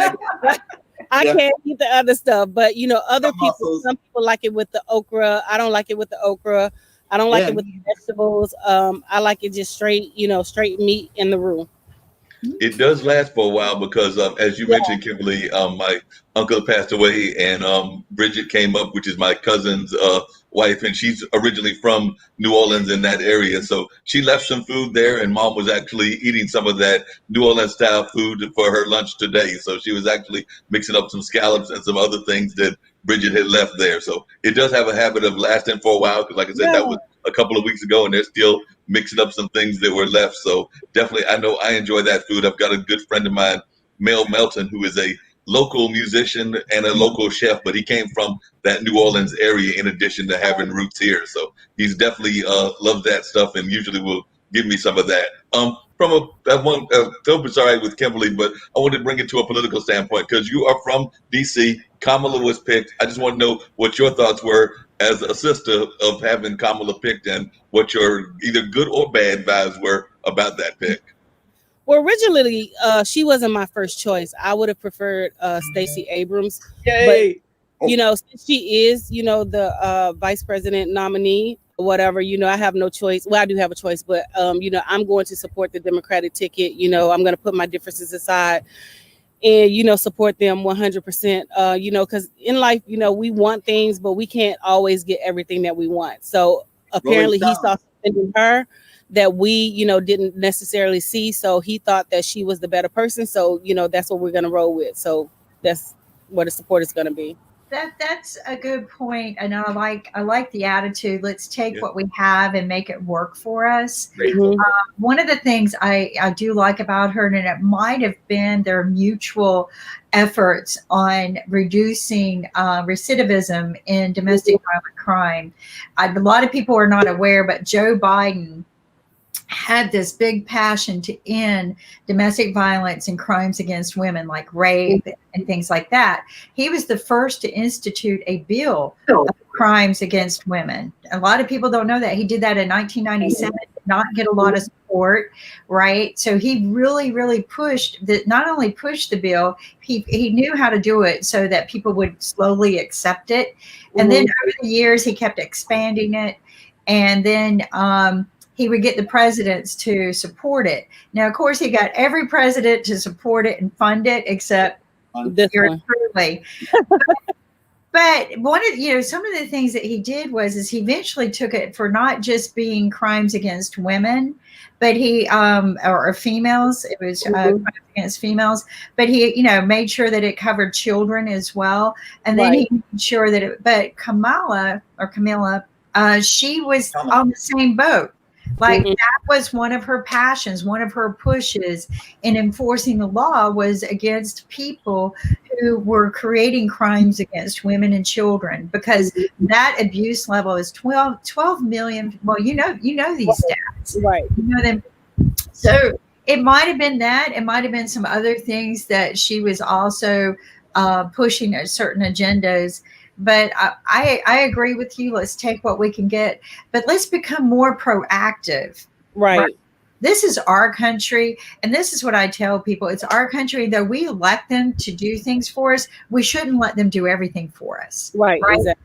It should be us getting up there and saying, this is what I want from you, and this is what you need to do. But all too often, we kind of sit back and get lazy and just go, well, let them do whatever they want. Right. We got to stop doing that. If we want things to change for our cultures, for our genders, our races, we have to be in their faces, and we have to write this just like he did, just like Joe Biden did. He knew nobody else would take that ball, and he did it. He said, you know what, I'm just going to do it. And he got a lot of ridicule for doing it. I remember when I went up to a bunch of people and said, you know what, we need to do this. We need to fund this. And I would get their lives aren't worth it. Don't waste your time. And I'm like, wait, what? Exactly. A lot of people just don't sense the necessity of where poverty people are and the crimes that they have to endure on a day-to-day basis. And so these are the things that I said, okay, fine. These are things that I have to sit down and say, what can I change as a person by myself? What can I change? And then as a community, how can I get people to come on board? But these are important things I'm excited about. But we did kind of shift off of the topic that I love the most is your area of the world. But one of the things, but I know Lynn's come to join us, but one of the things I want to talk about, there was a difference in New Orleans that I used to know, because I used to work as a travel agent through high school. And New Orleans, two areas of big areas that were popular for our agency.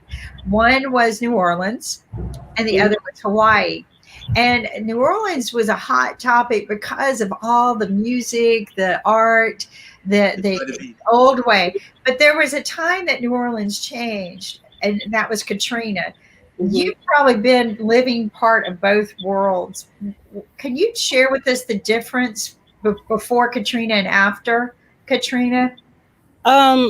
Pre-Katrina, like you said, there was a lot of culture, a lot of art, a lot of festivals, a lot of festivities going on in New Orleans. We had pretty much everything that you can name of come to the city. Everyone has pretty much visited New Orleans, and if they haven't yet, they want to, that's on their bucket list to visit New Orleans. It's basically a city that doesn't shut down. So, at any point in time, you can, find something to do, whether it's noon, whether it's midnight. There's always something going on. Post Katrina, I did see a lot of things, change. I saw a lot of gentrification happening with a lot of the native New Orleans.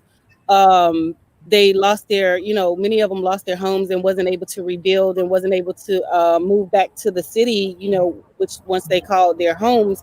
And so we saw an influx of I won't say white flight, but what is like the Starbucks effect. So we saw the influx of that, in the city, especially like in the downtown areas. They made the properties more expensive. Now you do still have families that are in the outer banks, like on the East Bank, the West Bank, and things like that, that are Which can pretty much flood. stationary. I'm sorry, that's pretty much stationary with their homes and things like that. But as far as the culture is concerned, the culture hasn't really changed. Just the people who are occupying the city has.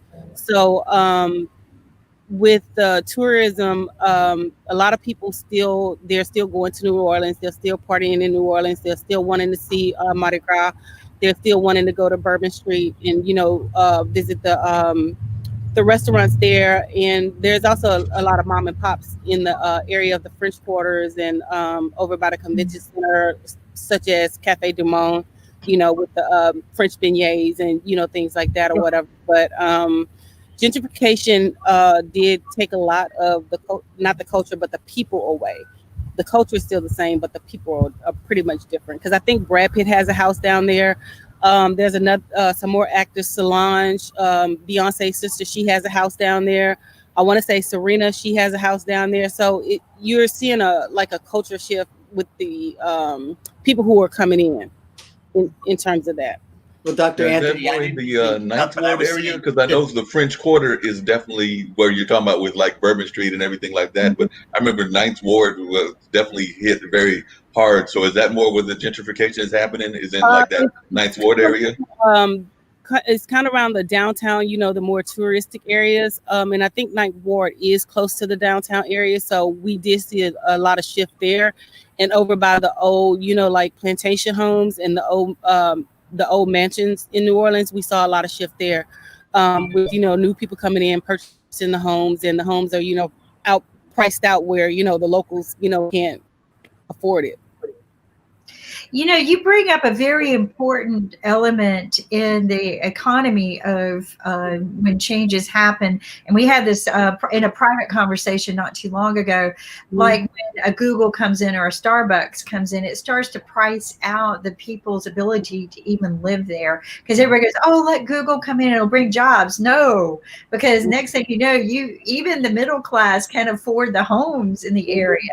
So these things, I always believe in trying to keep it as much the culture to the community businesses that you can. Starbucks did kind of run everybody out in certain areas. They had their place. They definitely have their time. But like you said, you cannot get a coffee better than you could with a coffee and beignet from the old stores. Hurricanes, right? Where else could you get a good hurricane drink? Literally, people try to serve me a hurricane somewhere, it does not taste the same. Go to the Mont Leon, right? And have a Mile High pie. You're not going to get that anywhere else in the world. Right.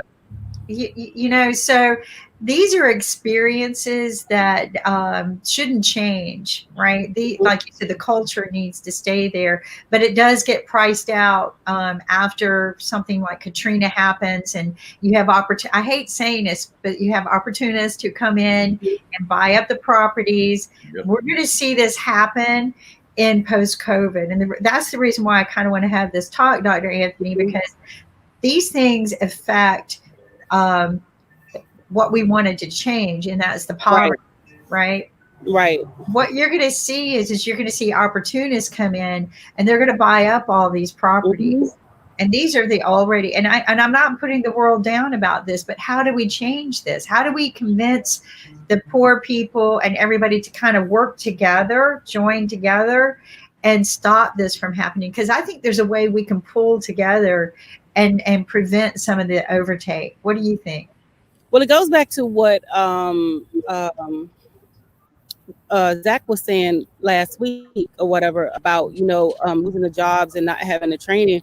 So you have to start with the education, because they got income in order to sustain, just the basic needs and the basic life. But if you're a person who is, on governmental assistance, there's no possible way that you can, purchase a home or, purchase a condo or, something like that. So I think the mindset has to change.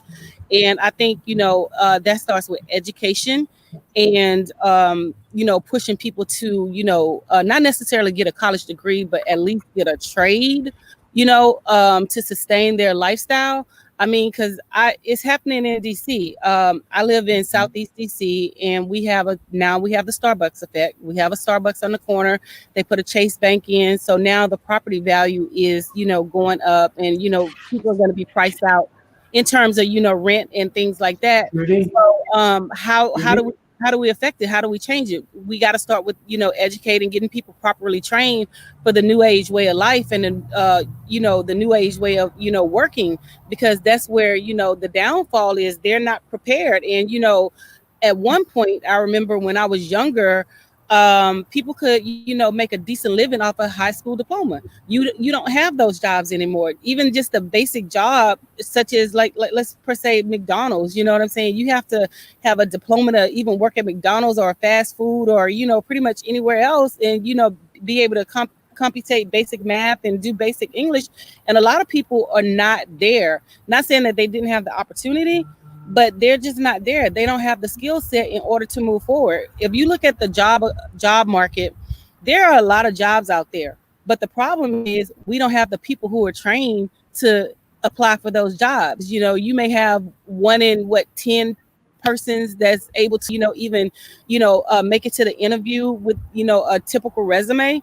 So we have to get people back into those trade schools. We have to get people educated in order to maintain these jobs. Not, like I said, not saying that they have to go to college, but at least having some type of certification to do cybersecurity or something like that, because a lot of the jobs are moving to the tech realm, and having those tech skills to support what the country needs. So I want to add to a little bit about that. When I talk about to children about getting a good job security, one of the things that happened, a lot of people don't know, is when we were passing a bill here in North Carolina, they managed to stuff in some fat in there. One of them was capping the minimum wage. So and I was very angry about this because it's capped at $7 an hour. Oh my God. People cannot my sister was stuck at $10 an hour. She's a professional. Her industry dropped. So she quickly shifted to a job that she could go to. And this is what I'm going to share with people. Go to jobs that are like in the emergency rooms, because they can't outsource. Look for jobs they can't outsource. Right. Mm-hmm.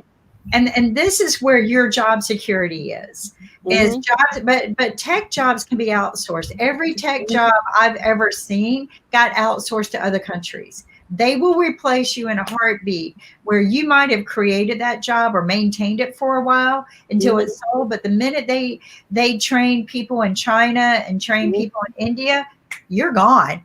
Right. And so my thing now is, when I talk to children and young adults, is looking for that job that cannot be outsourced. EMTs, they can't outsource an EMT. Right. They get paid good. Nurses in emergency rooms. Okay. Now my sister went to work for an emergency room. She wasn't even trained, but they desperately needed help. And she was like, well, that's the only place I can get a job right now when my industry died. So she went there, but they capped her salary at $10 an hour. So she worked extra hours to feed, but you can't feed a family on $10 an hour. So when I saw the law come out, I go, hey, people, don't push this law. Don't be proud of this law, because in here, and nobody wanted to look at that. They just looked at the title. So this is what I tell people: get a little more educated, When a new law is coming out and you got the governor getting all happy dancy, Right.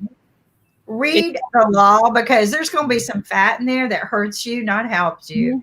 And listen to other people who are telling you that. Don't sit there and go, oh, he's trying to do this. He's trying. No, that title, that they do this every time. And this is what I always say. If I ever I don't want to be president, but if I ever had that ability, the first thing I would do is no bill can be written that is written longer than the Constitution, because that would remove all of the fat. You keep it to one item, one bill, one item. And then you reduce people coming in and taking advantage of people like this. But that when they cap it at $7 an hour, you can't build people. And like you said, get out there and get some training. But right now, even that's not happening, right? But get into law enforcement. I hate saying this, but get into law enforcement, because they can't outsource law enforcement. They can't outsource law enforcement. They can't outsource emergency rooms. The nurses learned real quick how to become where they could do prescriptions, right? So get that nursing education that you can go and become more of a doctor, but not have the liabilities of a doctor. And all of this is trade. And you know what my sister did learn when she went to work in the emergency room, that they will send you to training and pay for it. Typically they will. Yeah. So you're working, they're paying you to get your certifications. If you want to go to university or something, they'll help cover that. So there are so many different ways to do this. There is no, I can't get an education. That's your limitation, right? Right. Exactly. You always hear people, well, I didn't have money. I didn't either. Nobody paid for my education. I did. The government didn't even pick up my bill. I did that. So this is why I tell people, you can do it. You just got to say, how bad do you want it? And then you did it. Look at you. You went out and got your education. I did. Nobody gave it to you. I was going to be a laborer. You know, that's just not me. I can't do it. I'm sorry. Right. But nobody gave it not to you. saying that anything is wrong with those type of jobs, but I mean, you know, I tell people all the time when I mentor them or counsel them, do what you feel comfortable with. You know what I'm saying? I know me personally that's not what I feel comfortable with. No. I know I wasn't going to be a nurse. I tried, you know, that's not who I am. I can't take the, you know, the gore of it, you know, and I know that I wasn't going to work in a factory. I just didn't want that for myself. I wanted something different. And I knew in the 8th grade, I chose 2 paths for myself. Either I was going to be a model or I was going to get my PhD. And so quite naturally, I got my PhD.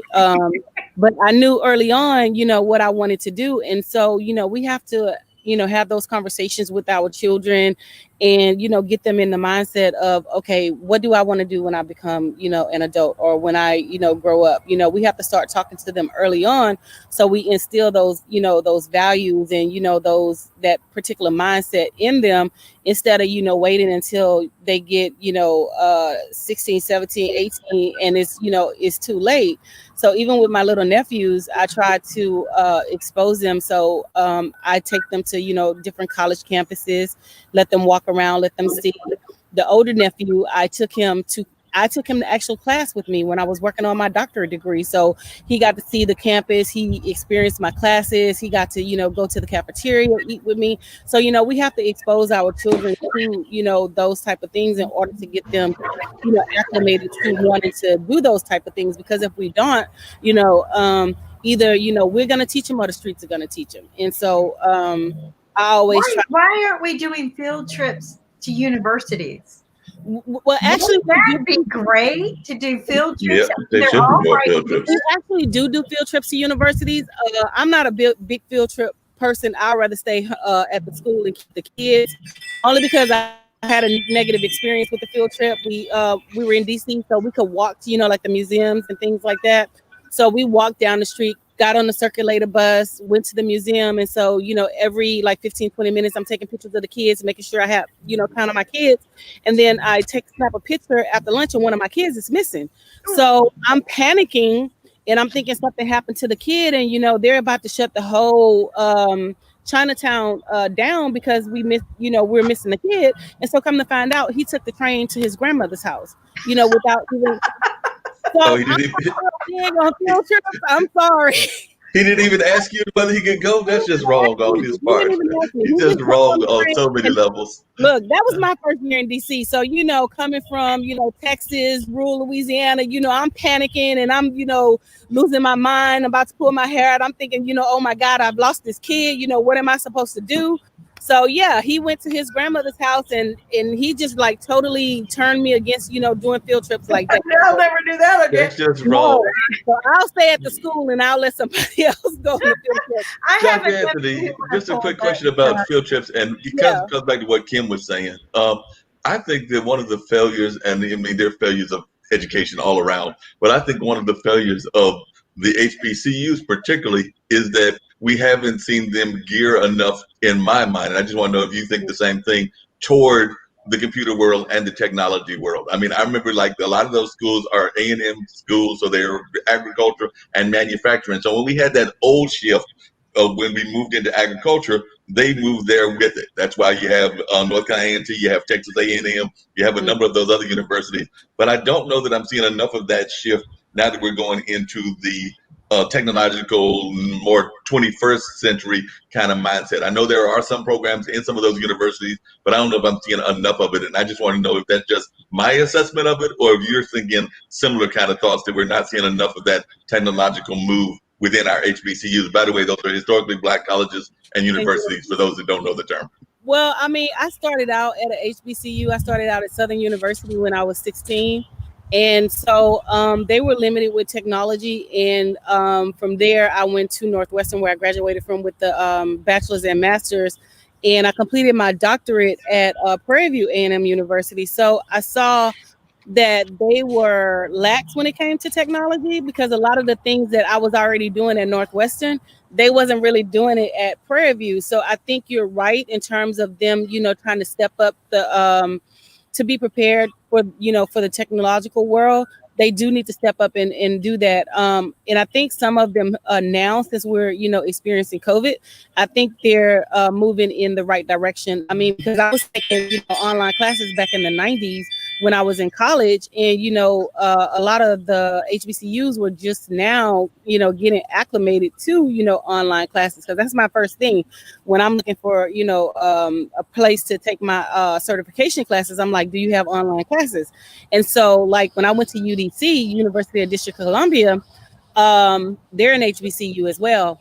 And I had to physically go to class. So I worked all day and went to class after, getting off, and I wasn't finished with class until sometimes like 10:30, and they wasn't, really offering online classes. And so that was one of the things that, I mentioned to the professors. I was like, you guys need to step up. I was like, I don't like going to school with young people. I was like, they're in a different mindset and a different zone, because I'm here, to do what I need to do and, get what I need to get, and, I'm leaving or whatever. So, because what I found when I was going to school with the young people, they always wanted to be in my group because they knew that I'm going to get my work done. I'm going to do what I need to do. I'm going to seriously. And I had this conversation with the professor, and I told him, I was like, you know what? I prefer to work alone. And he said, why? I said, because it's not fair to me that, they know that I'm going to do all the work and they get credit for the work. You know what I'm saying? So I don't want to be in a group. And he was like, well, group activities is, part of the learning experience. I was like, look, I done been there, done that. I look young. I'm just, I said, I look young, but, I'm older than all of these people probably in this classroom. So I don't want to partake in the, the group work and things like that. So I had, students where they didn't complete the assignments, and I ended up having to do the whole assignment by myself doing the presentation. So I can see that, that they need to step up with their, technology and, moving forward, Right. No, so you know what? Jim had a question for you. We got Dr. Tula's joining us. So I'm going to do a quick intro at the hour here, even though it's the hour. But Dr. Tula, welcome. Welcome everyone to IBM.TV Med Friday with Doctors. I am the senior executive producer, Kimberly Calhoun. We have to my right or left, Mark Lee, who is our radio talk show on TV. Hi, Mark. Has started several other TV shows. So, hi, Mark. He's from the Raleigh-Durham area. We have Dr. Anthony all the way from down under the Bayou area, which one of my favorite places, and I too put on about 20 pounds every time I go there. It must be the beignets and coffee. Got to be. Dr. Anthony is trying to help us bring some common sense to getting out there and inspiring people to get educated and why it's so important so that we can close that gap between poverty and sustainability, because that's how we're going to build a stronger America moving forward post-COVID. Then we have Dr. Tula all the way from India. Good evening, Dr. Tula. Good evening, Kim. How are you doing? Good to see Mark and Lynn and Jim. Jim, as colorful as he is always in those great. Look who's talking. Look who's talking, Mr. Red. Yeah, he got the red on. He's Bright talking about red colorful. today. So, Wow. so I thought let me also put some color this time. You always do, because I like the blues that you wear too. I haven't seen you in a long time, Dr. Tula, so I'm looking forward to. Kim, that has been there. I also missed you around a couple of missed Fridays, you. I guess. Yes, I unfortunately had to take care of some things, and we live 2 different time zones. We also have Jim Eade, Chefs Without Borders, but he also is my replacement co-host on many shows during the day when I'm unable to make it. Thank you, Jim. You've been a blessing. And then, of course, we have our sponsor, Lynn Shepard, and we cannot do any of this without the good, wonderful heart of people who like to give forward after they've become successful. They share their winnings or earnings. I think it's earnings, but they share them so that we can share again and grow together. But Lynn, thank you. You're welcome. Thank you very much. Now, Jim, and we're going to get back to Lynn, but Jim, you had a question, and then we're going to talk to Dr. Tula about some of the things that we need to be doing. But Jim, what is your question? I have a question. Okay. Is this Well, from you did earlier. Oh, yeah. Well, I was going to ask Dr. Anthony, you're talking about people moving and keeping their homes in the Outer Banks. And isn't the Outer Banks where you're still susceptible to flooding? You are, but I'll use St. Bernard Parish. I used to date this guy from St. Bernard. St. Bernard Parish is a small community, and it is susceptible to flooding, but they don't want to leave, so they want to maintain their homes. That's what they know. And I was telling people in like DC, I was like, if something happened to me today here, I always have a home to go back to.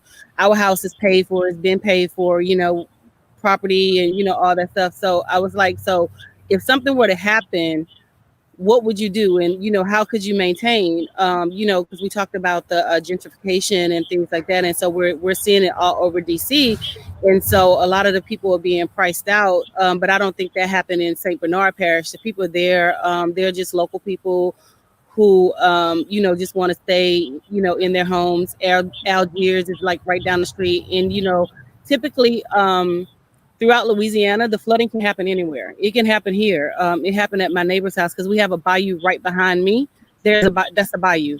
And then if you cross over, there's an embankment, it's another bayou. So if we get, torrential rain, it can happen here as well because, New Orleans is below sea level. Louisiana, when you drive through the state, you're typically driving alongside swamps and things like that or whatever. So it's really not really a safe per se place in Louisiana because it's all pretty much, like water and, swamp and things like that. Well, I'm going to go out on a limb here, and I'm going to guess that Brad Pitt didn't buy a house in St. Bernard Parish. Of course not. He's more in the city type. I think he's in Metairie, if I'm not mistaken. He's in Metairie, either Metairie or Kenner. But I know he's in Orleans Parish. Uh-huh. Yeah, and a lot of movie stars actually go there because there's so many movies that have been filmed there. What's his name? Nicolas Cage, I think, is a big big fan of the New Orleans area. Val Kilmer filmed movies there, and he, said it was the best place in the world, that the people were the friendliest. I want to share something a little funny with you guys, and Dr. Truly, if all of us who like books, one of my favorite books was The Cajun Night Before Christmas by Howard Jacobs. Oh yeah, that's what that's. But I want to share the photo with you because it's so artistic. There you go. There you go. But I love books. it was so artistically done, but Cajun and Southern, and I'm actually going to go play the narrative. There's a narrative, but look at the Cajun Night Before Christmas. But in New Orleans, they have so many different, unique artistic flares. That's true. And I've always just been a big fan of the New Orleans area. Again, I started. I've got to break one of the IBM TV's cardinal rules and ask our sponsor, put him on the spot. Lynn, up in Pennsylvania, do you know the difference between Cajun and Creole? Because I flunked. Yeah, well, I probably would flunk too. I think Dr. Tula would do a better job knowing this one than I would. So let's put both of these guys to a further spot, right? So Kim, can you guess what is their favorite book? Can I guess? Can you I'm guess? going to refer that to Dr. Anthony, right? No, I'll tell you which they will not be able to say no to. So their best book is I Love My Wife. Do you agree or disagree? Absolutely. Yes. Absolutely. I've got several copies of that. I love Yeah. that. It's the best book. You are absolutely right. Dr. Tula, one of the things that we're talking about today and discussing is the great, wonderful foods and that New Orleans has as well, and the Cajun area and the Cajun and Creole, and also the music, right? It's just upbeat, lively. Even the funerals have always just been a celebration of life, not really death, but that celebration of living. It's music that just moves the soul. But Dr. Anthony hit the nail on the head. When I go to New Orleans, I average about 20 pounds when I go there. I'm just all the desserts. in New Orleans. It's actually, I'm one of those unfortunate that's on my wish list of places to go to. I've got friends from New Orleans and places that are definitely part of the New Orleans culture. Like I said, my cousin-in-law is from New Orleans, but I haven't yet to visit there. But I do have one of my best friends, Ray Pascal, and he's been there a number of times, and he's always trying to compare the beignets there to the beignets wherever you can get them, whether that's here in North Carolina, whether that's places that he's traveled. You will be glad to know, Dr. Anthony, nobody has beaten the ones from New Orleans. He's tried, he's gone to the different ones, and he's always gone like, nope, doesn't match. People will try to brag, I got this best beignet, it's comparable to New Orleans, it's this or that. And I know he's tried several of them, and none of them have won. So he's definitely a fan of that culture, and I've got to get there. The closest I came was a job interview in a part of Louisiana that I did not like. I'm not going to lie to you about it. It was a depressed part of Louisiana, but that was Shreveport. I am not a big fan of Shreveport.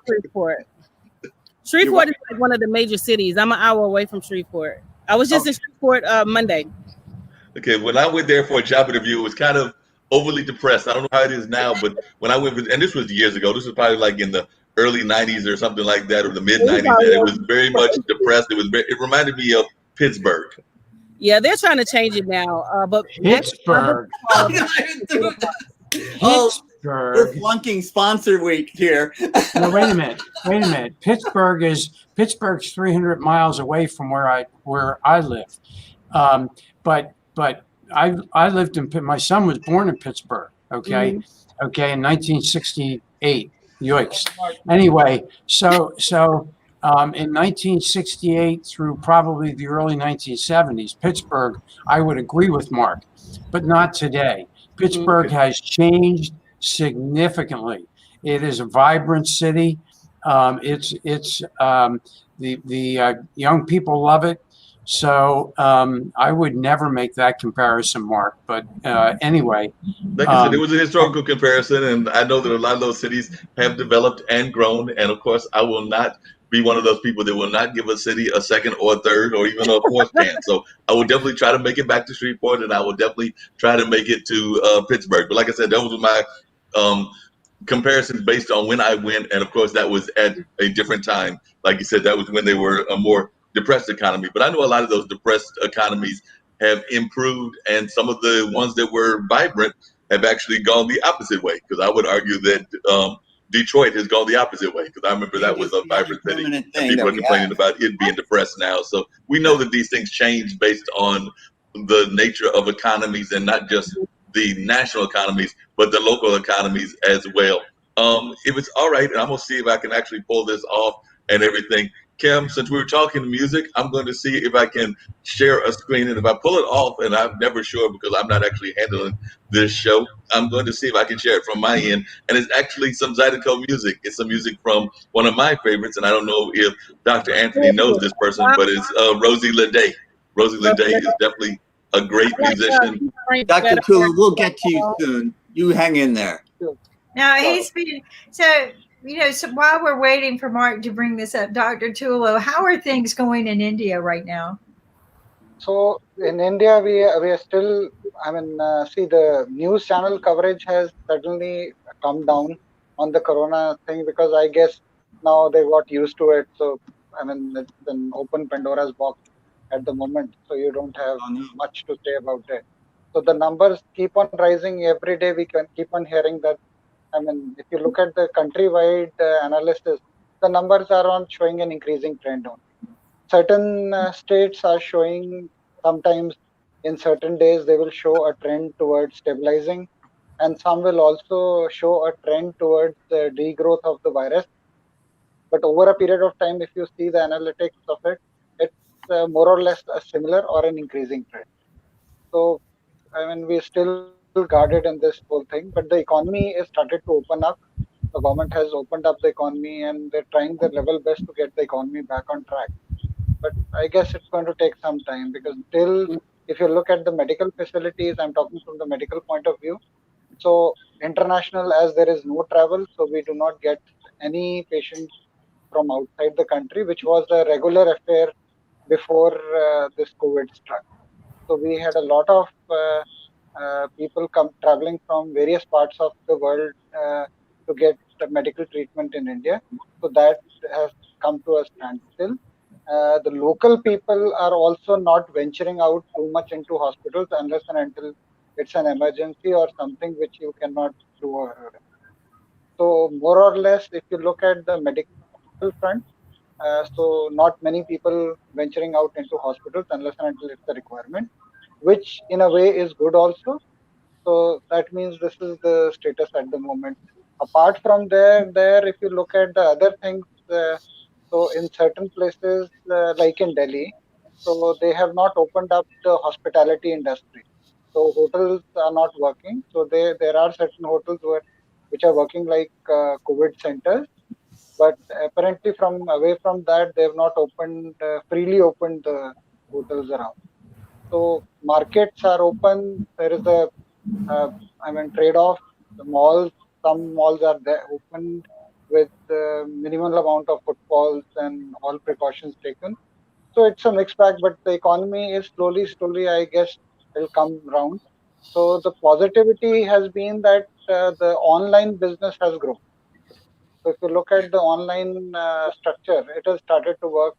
I mean, it's still not back to the pre-COVID days, but it's showing some kind of rebound phenomenon.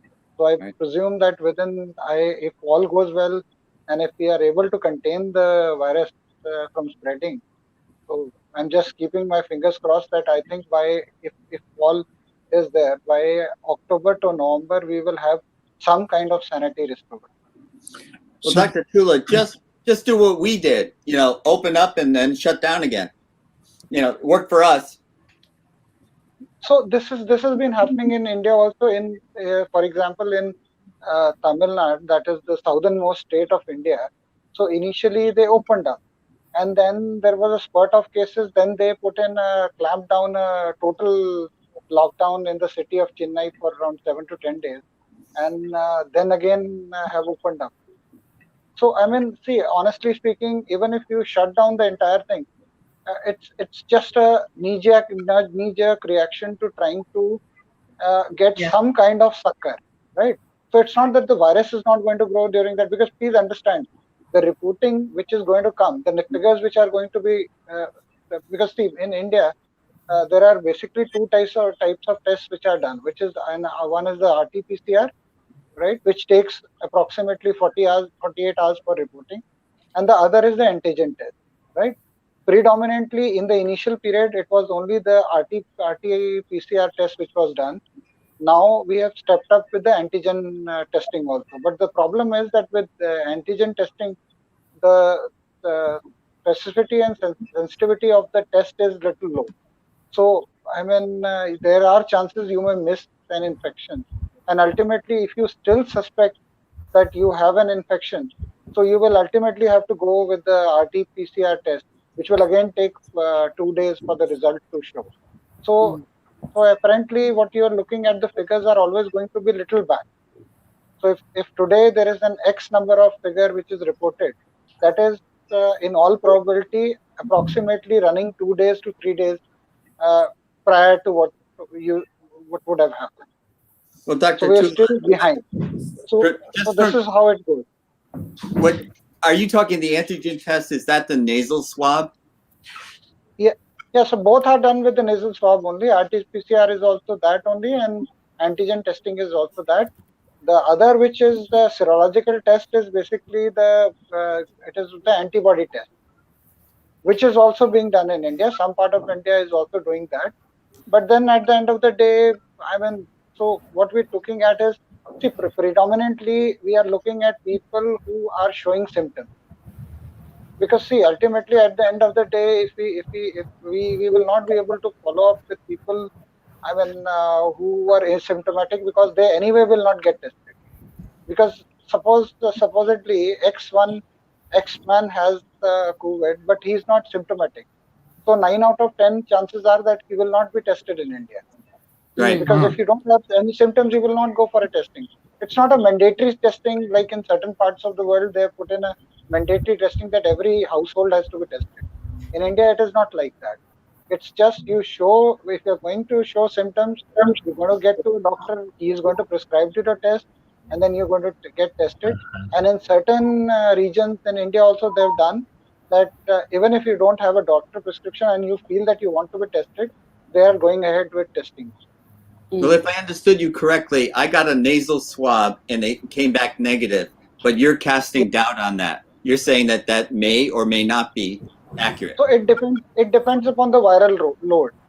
As I explained last time to you, so if the viral load is not going to be too much, then the antigen test may turn out to be negative.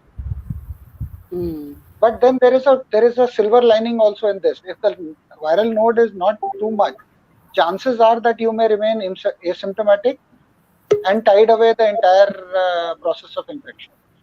So you may run the course of infection, but without showing signs and symptoms.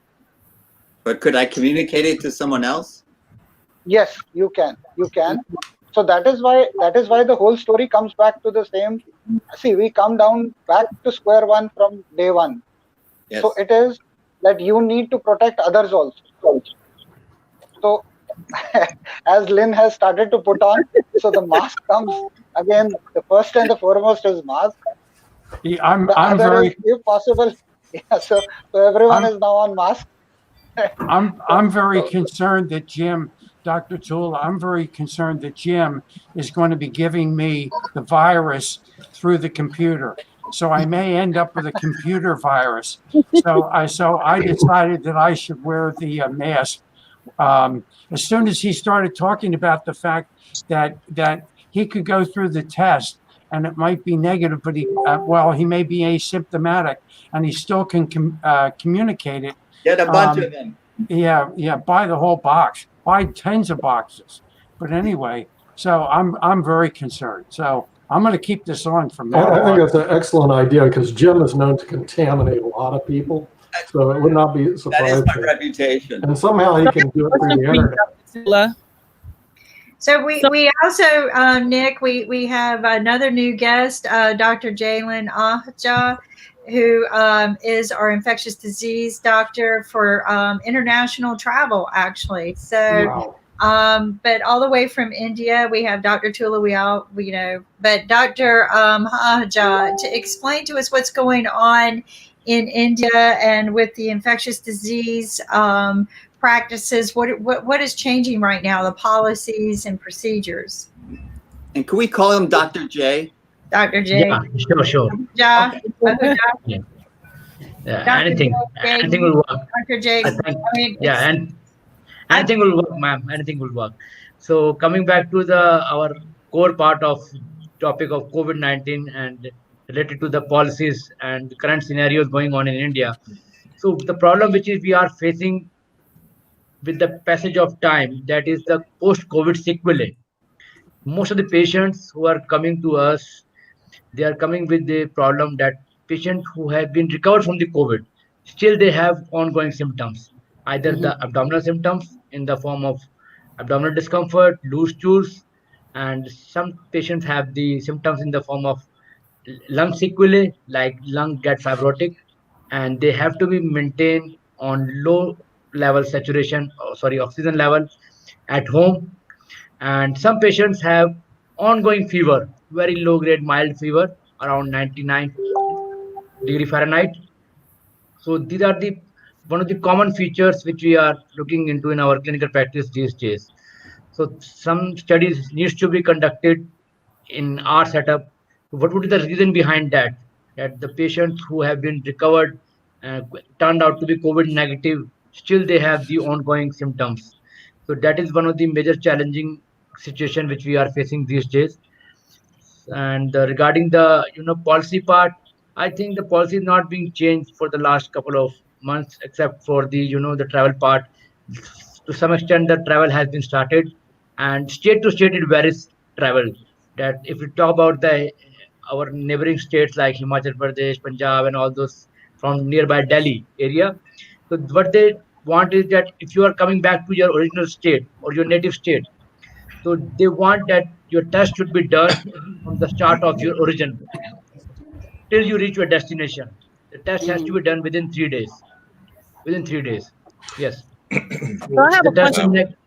yeah, please, please. Dr. J or Dr. Tula. Okay, so this morning on Good Morning America, Dr. Fauci was saying that the scan for the fever is not really effective in terms of determining COVID-19. And I've said this myself, only because if I get too cold, I get a fever.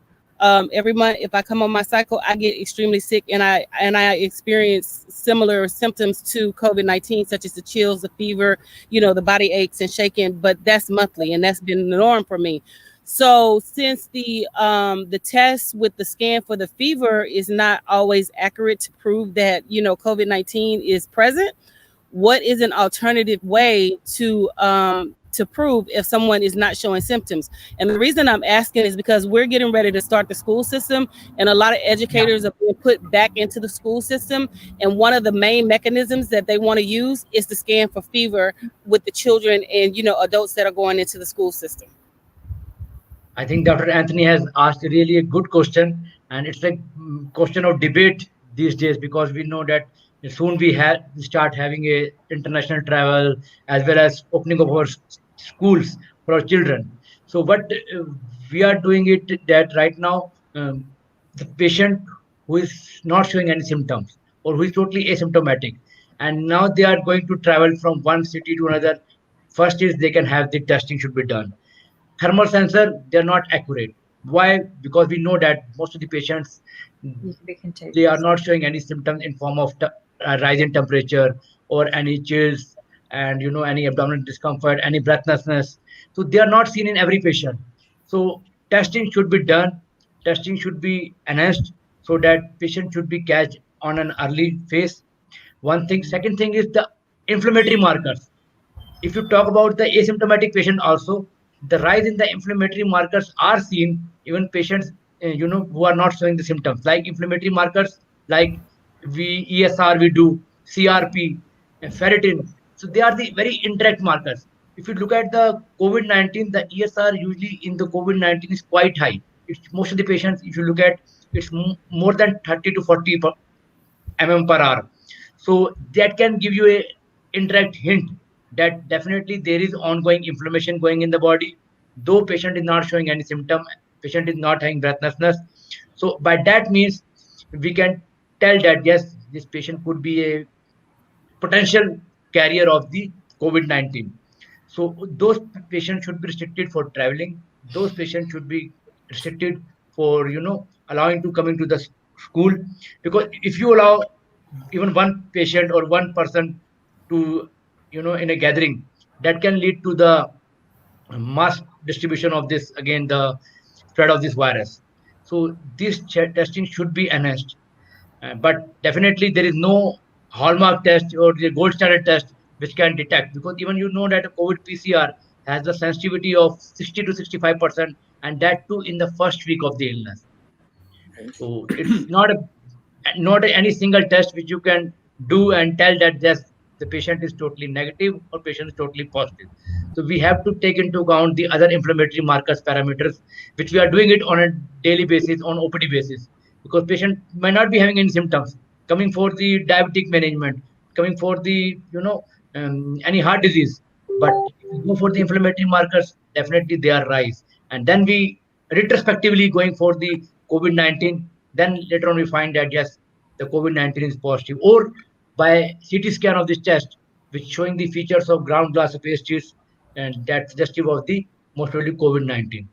So we have to keep in mind all these clinical parameters, laboratory parameters, and diagnostic other parameters. That yes, these one more important thing is the history. If we talk about a country like India, where the population is so much, so history cannot be reliable. We cannot rely on the history of the patient. Most of the patient come to our OPD and they said we haven't been get out of the our home, and I don't know that how I got this COVID-19. So history is not reliable. Mhm. So we have to rely on our clinical sense, like patient is on the patient clinical features, and then our laboratory features. On basis of these two, we can detect that patient is a case of a probable, or you can say that suspected case of a acute respiratory illness. That might be COVID, that might be influenza, that might be anything else. So I have another question. Go I'm ahead. sorry. Yeah. I have another Dr. question Anthony, for I you. will just sum it up for you. I'll just sum it up for you what Dr. Jatin was trying. He's given a very elaborate answer on that. So basically, you need to understand where this is coming from. Unfortunately, I would add just one line that Dr. Fauci, I think he's always a late starter. That is just said in jest only, right? So please understand that when we started off with this COVID detection, the first thing at the initial period, what came out was that the patients will have fever. But in the next, concluding within a month or 2 months, we knew that there would be many people who would be asymptomatic carriers. So this concept of putting a temperature gun in front of them and trying to take temperature is just like just helps us to segregate a very select amount of patients out of the entire block of people who may be infected. So it just gives us an idea that this is the amount of infection. The people who are running symptoms, so the chances are that the viral load is in them is going to be more, or we need to segregate them immediately to ensure that they do not cause the spreading of the virus. But So I in have another any case, question for you. it does not absolve the others from not spreading the virus also. So it's Right. a I have very another complex question for scenario. you. Yeah, So with please. that being said, so you're saying we have to segregate the two people, one that are asymptomatic and the ones that are showing symptoms. Okay, so now if we look at the history of education, most of the teachers are over 45, 55 years of age.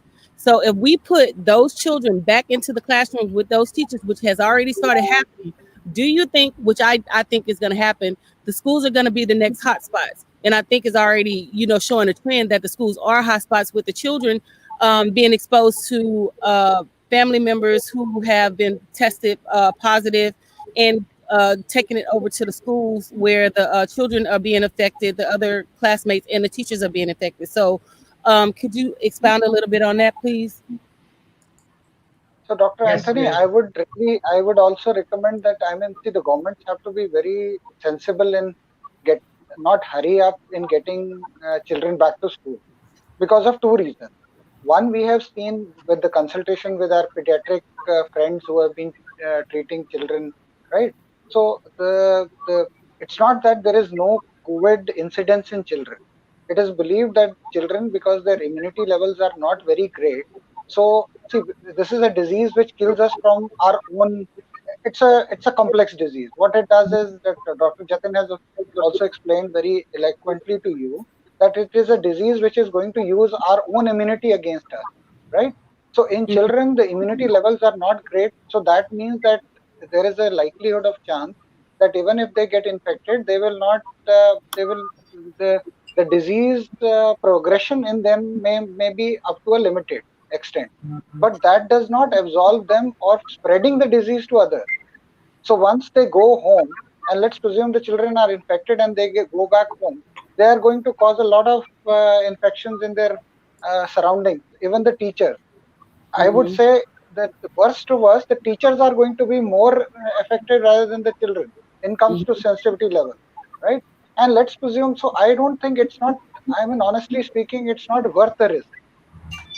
I do understand that we need to, I mean, get ways and means of working around this scenario, because I don't think it's I mean, honestly speaking, it's not a dire necessity of getting people back to school and rushing them back to school.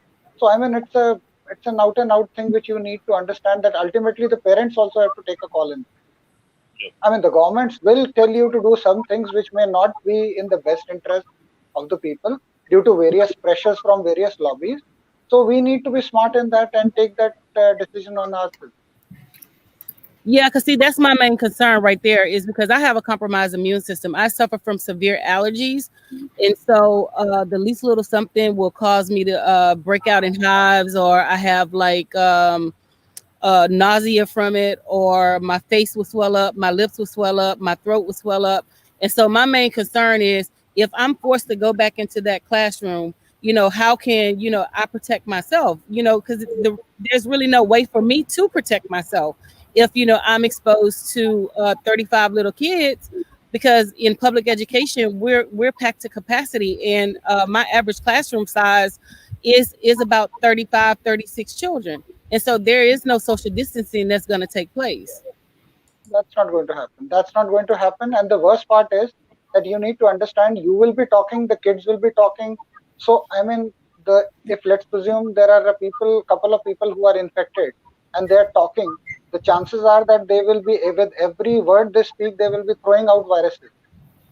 And that's my Dr. Anthony, Dr. Anthony, just out of curiosity, are you going to be, are they going to do like so many people do, just the testing when the kids come into the school that first time, or will they be testing throughout the course of the day from what you're hearing in the DC school system? Because I'm thinking they need to do it more than once.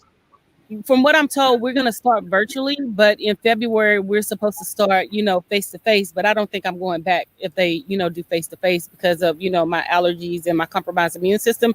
But they were saying that they were going to test the children at the door and test the adults at the door. And the point that I brought up is, if I get too cold, I get a fever. Or if I'm on my cycle, I get a fever, I have runny nose. I have a consistent runny nose all year long because of my allergies. So I take nasal spray. I take, like 6-7 different allergy pills per day, and when I leave from out here, I'm going to go have to, do nasal spray and things like that or whatever. So, my issue is, if I'm having those symptoms and you think that, I'm infected with COVID-19, you send me home for 14 days. So I'm going to be home every month for 14 days because this is my symptoms. This is what I normally go through, the chills, the fever, when I'm on my cycle. This is every month. So if I'm being tested at the school and I'm on my cycle and I have chills and I have a fever and you think that I'm, infected, I have to go home for 14 days every month. I think I can translate what Dr. Tula said. It's a bad idea. It's a horrible idea. It's a stupid idea. And the thing is, the United States has no The United States has no moral compass in this whole coronavirus. Go look at Malaysia, and I know our friend from Malaysia is not here today. 32 million people in the country, about 1/10 of our size. Total deaths, 125. 125. Why? They do everything right. Mask, social distancing, stay away. Schools are closed. Everything right. Now let's go look at the good old USA. 330 million, 160,000 deaths. They have messed it up. And Dr. Tour is being real nice. He's trying to say it's stupid. Okay, but I agree totally he didn't with want to you. say it that way. He just said, look at this.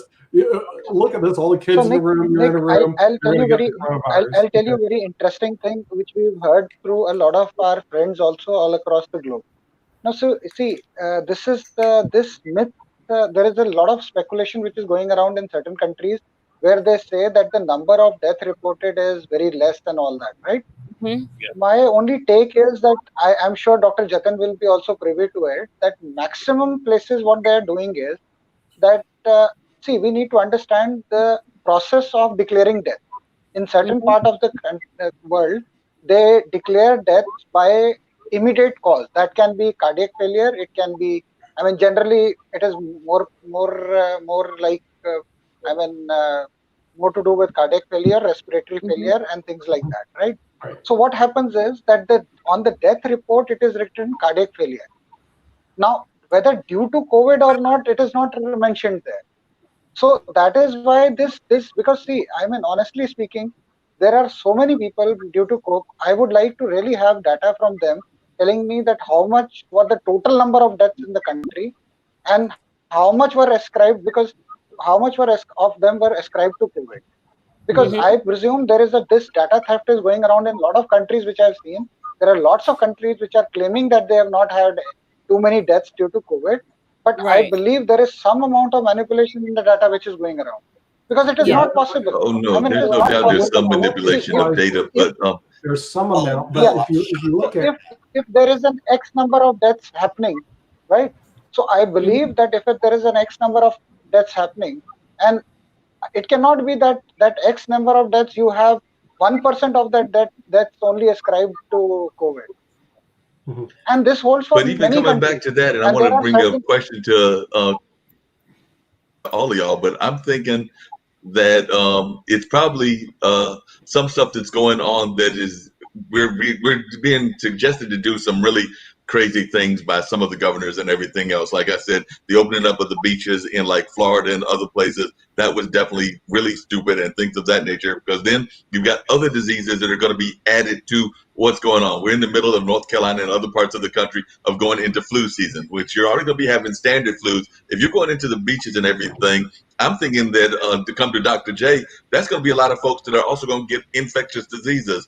I mean, I know that one of the most popular infectious diseases in the country, folks don't like to talk about it, but it exists. I've had it a couple of times. Toe funguses are no joke. And if you go to the beach, you're probably going to get one of those, because there's a good possibility of that happening. And we opened it up, and that opened up a whole possibility of those being developed. Yeah.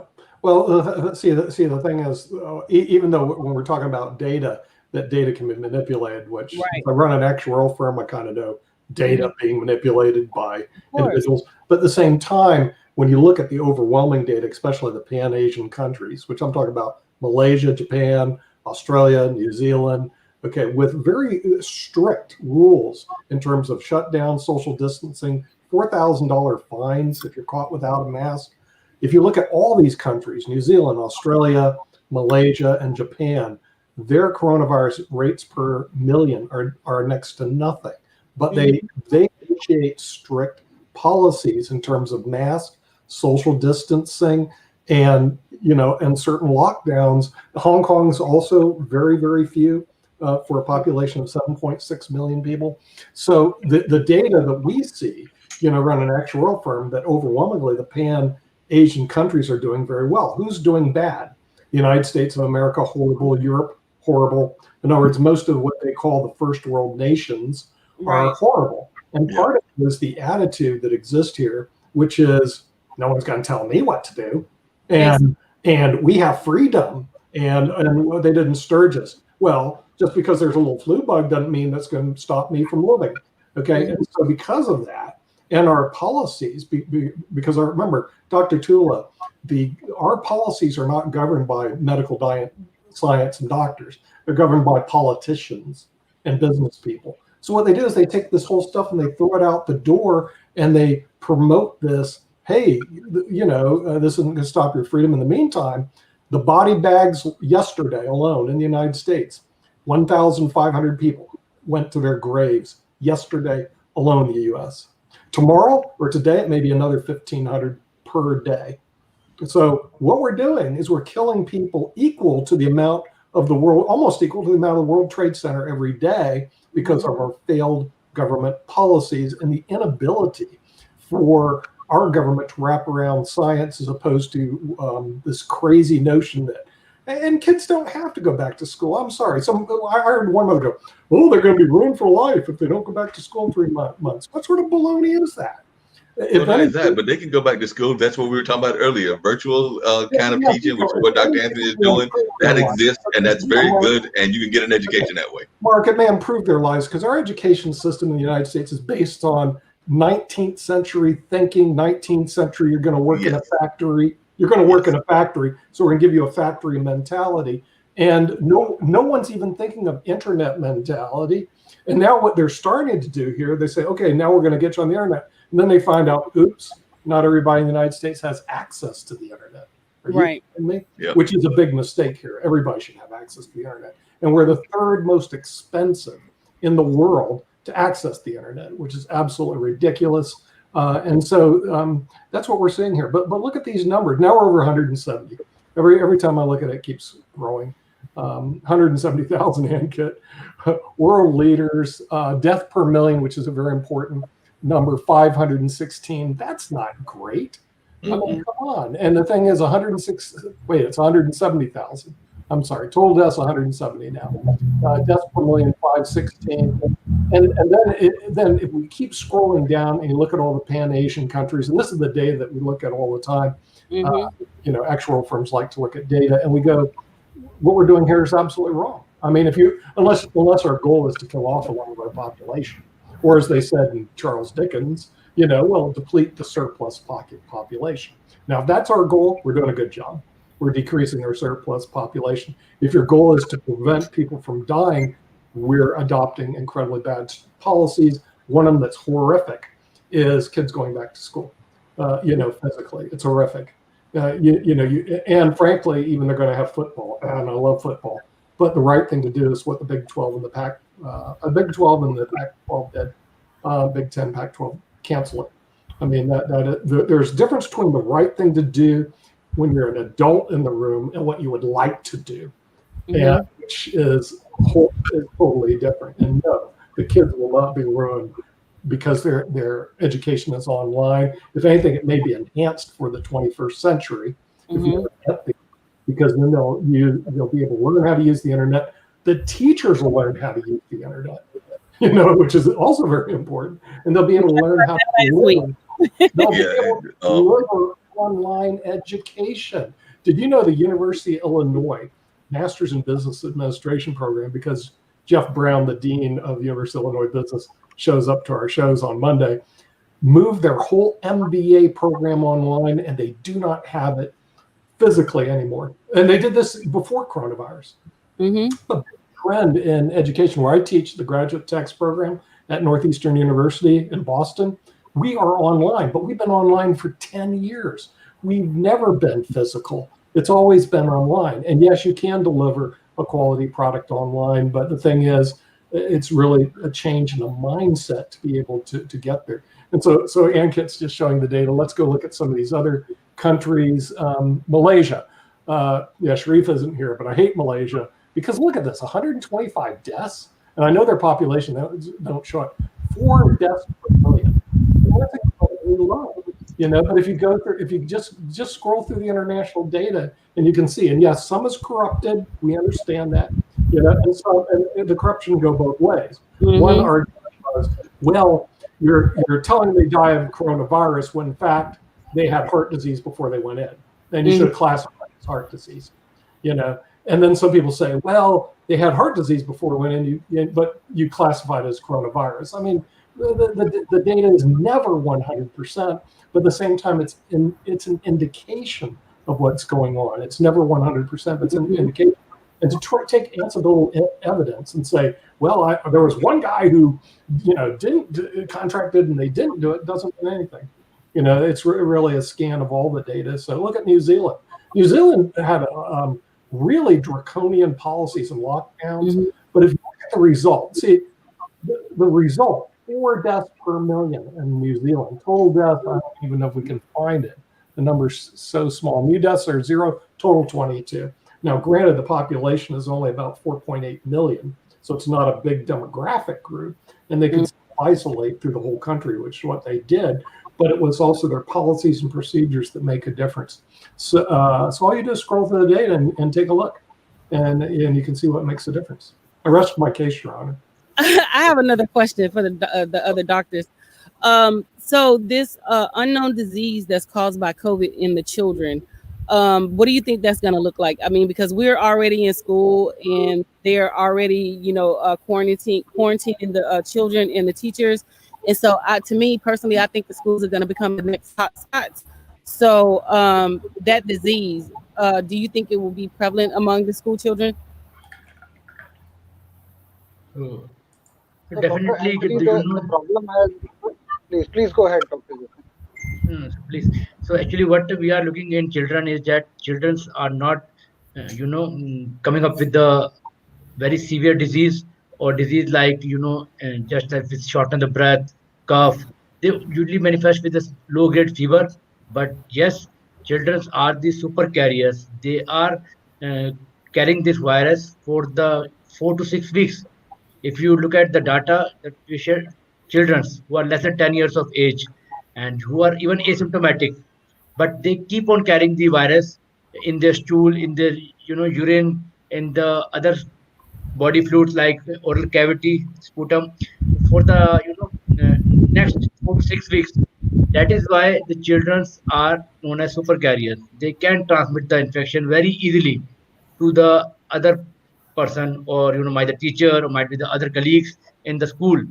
So definitely we need to have some kind of partition if we are going to have school in the near horizon, that we need to have partition, a glass partition between the two children.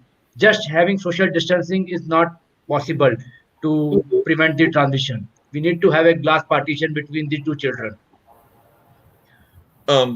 Doctors, if you could, because I was just monitoring some of the conversation that was going on in the chats and everything. But I think that what Dr. Anthony is talking about is either the strawberry disease or the Kawasaki disease. Is there a difference between those two? Are those the ones that are targeting children? Because I know that there's some different kind of diseases that folks are talking about that are more children based and everything. So I'm not sure which one Dr. Anthony was talking about, but I have heard both of those as separate diseases. So are those separate diseases, and are those the ones that are impacting our kids? Very few children are showing the syndrome known as multi-system inflammatory disease of childhood in the form of Kawasaki disease. Some are showing in the form of mesenteric artery thrombosis, that is the gut thrombosis because of the thrombus in the gut, or renal artery thrombosis. But there are very few children. And I think that there might be some genetic susceptibility to, we don't know the data right now, but yes, there are very few children who might be having some genetic susceptibility to getting into this kind of Kawasaki disease. But we are talking about the strawberry tongue, and again the inflammation, heart abnormalities, aneurysm in the heart vessels. So that, I think, linked to some genetic susceptibility, not seen in all the children.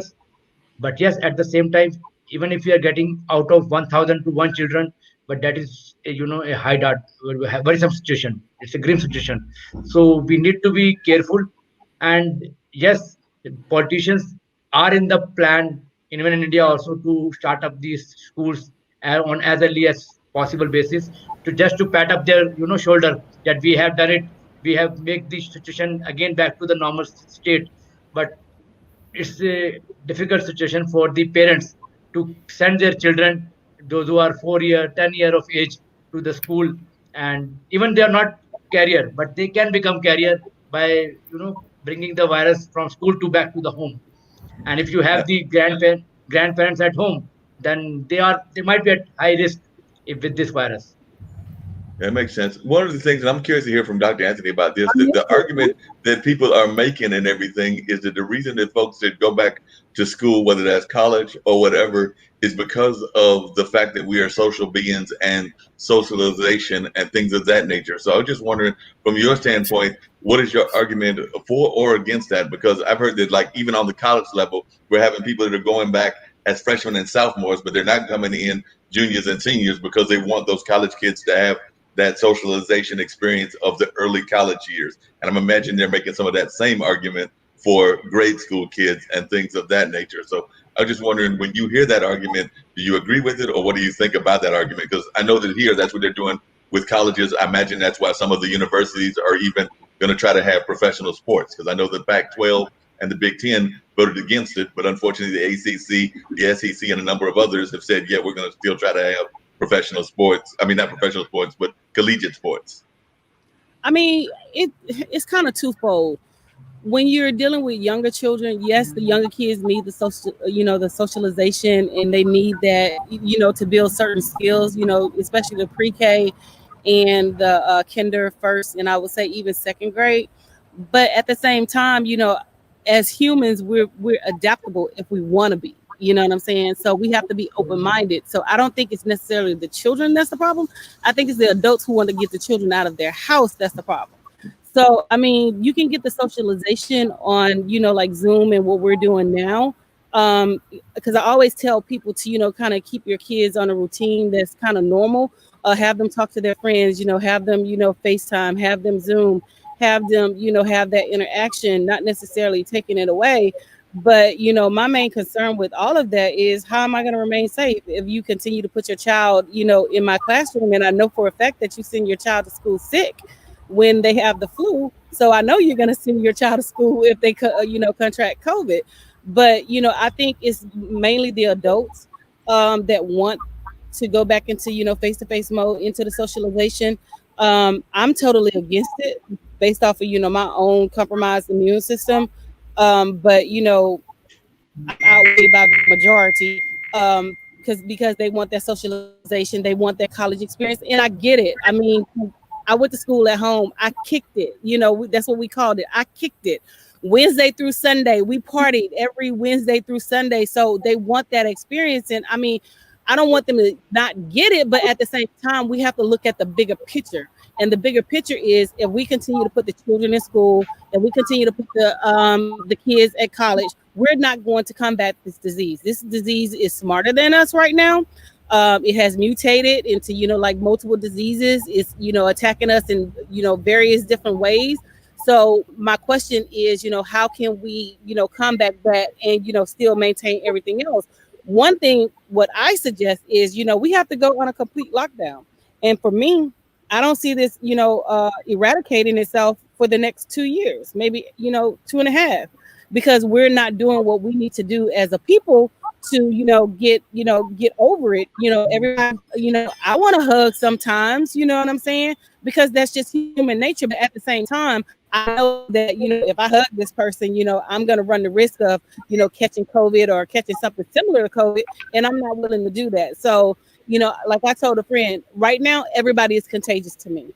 Outside of me being in my parents' home, everybody is contagious to me. So I'm not having any interaction aside from, like FaceTime, chatting here and things like that. And I'm willing to make those sacrifices, but I don't foresee, other people willing to make those sacrifices. They want to play. They want to complete their senior year. And I get it. I understand all of that.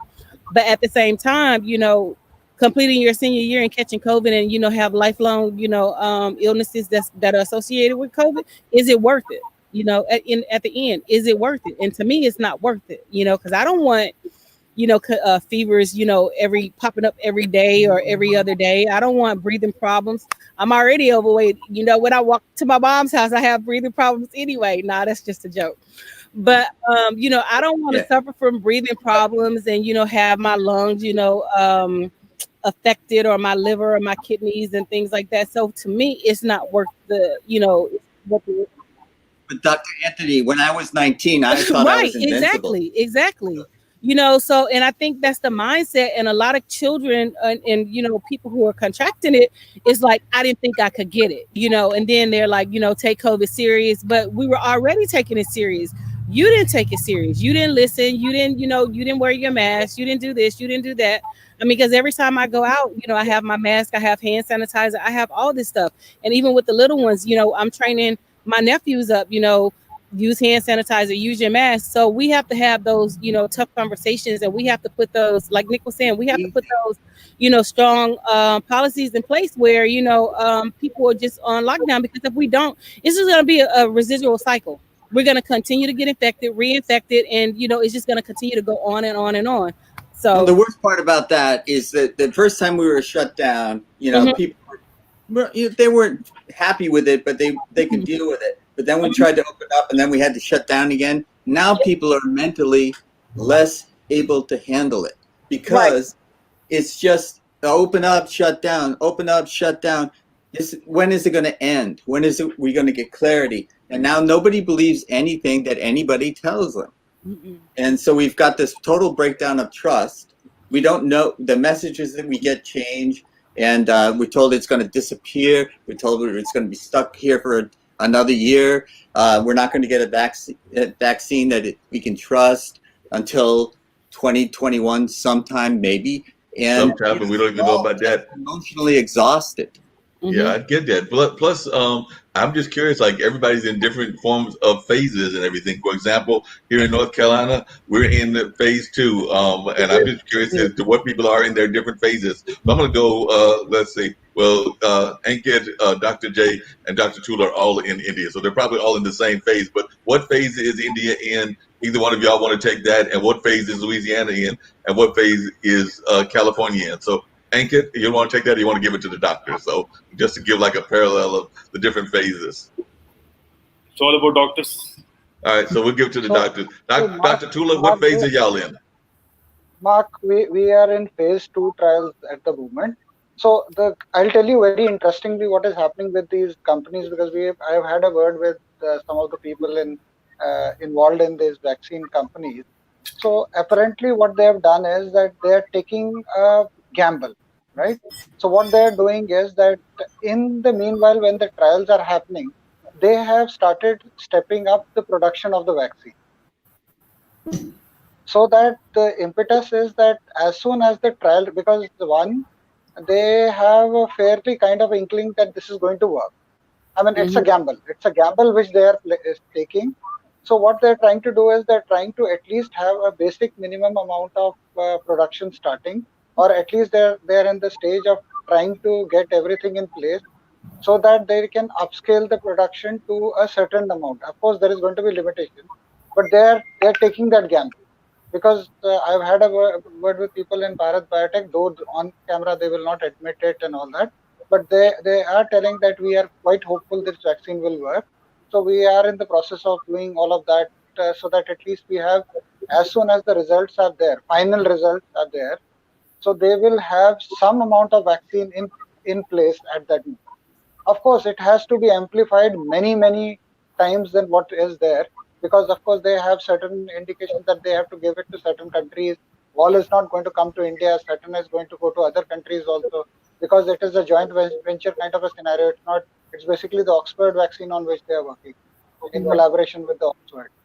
So this is how it is. And similarly, we have the Serum Institute of India, which is working with Cadila and AstraZeneca, and I think there's another pharma company based in Gujarat, in Ahmedabad, who are also making in collaboration with other countries, companies. They're making these vaccines and doing these trials.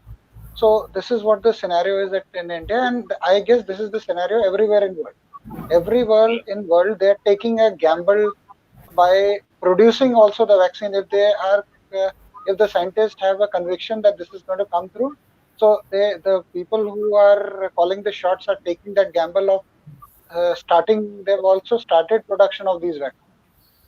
The only problem is that still, despite that, also it will take months and months for inoculation to happen, because there will be a subset of people who will be inoculated the first. Then will be another subset of people. So by the time it it is vaccine for all, it will go to somewhere maybe even end of 2021 or maybe mid of 2021, and that if all things fall into place. Right. Right. Yeah. We're in phase 2 here in Louisiana, and Mark, I just thought about something because New Orleans is one of the hardest hit areas, and I don't think it was necessarily the people from New Orleans, but New Orleans has a port with the cruise ships, and the cruise ships allow the people to get off, and so during Mardi Gras, the people were allowed to get off the boat, and so I think they infected the people in New Orleans, and all of the visitors that we had here, and then they went to their communities and they infected people there, with the COVID.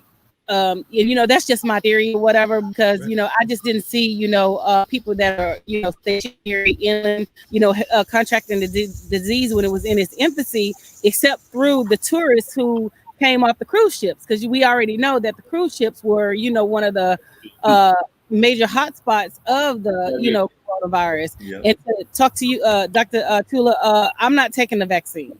I took the influenza vaccine and it almost took me out. So I had to pray to God. I prayed to God and I was like, if I survive this, I would never take another vaccine in my life. So me personally, I'm not taking the vaccine, but in terms of like Black people, African Americans, we have problems with being tested upon based off the Tuskegee experiment and other experiments that they did on Black people, in terms of they were supposed to be helping us, but they hurt us to study the effects of the syphilis case. So I know for a fact that a lot of Black people are not going to necessarily take the vaccine, which I know is not a good thing or whatever, because we need to have test subjects to get the vaccine out there so it can be acclimated to our bodies. But that's one of our fears, is that they perform medical experiments on us because of what happened in the past.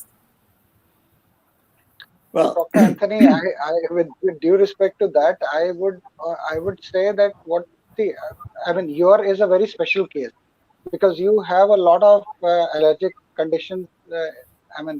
Apparently, so what you should be doing is that you should wait for a period of time and see how it goes. So once the vaccination starts, maybe the initial period you should not be the one who should jump into vaccination, but as time passes, you will have a fair amount of idea how the vaccination thing is going around. Because please understand this now is the 21st century, so it's not the good old days of the 70s, 60s, and 50s, where only the print media was there and you could, try to stifle the news. Today, it's a very volatile and a very exponential system. So if you have any kind of problems happening with the vaccine, it is going to spread like wildfire.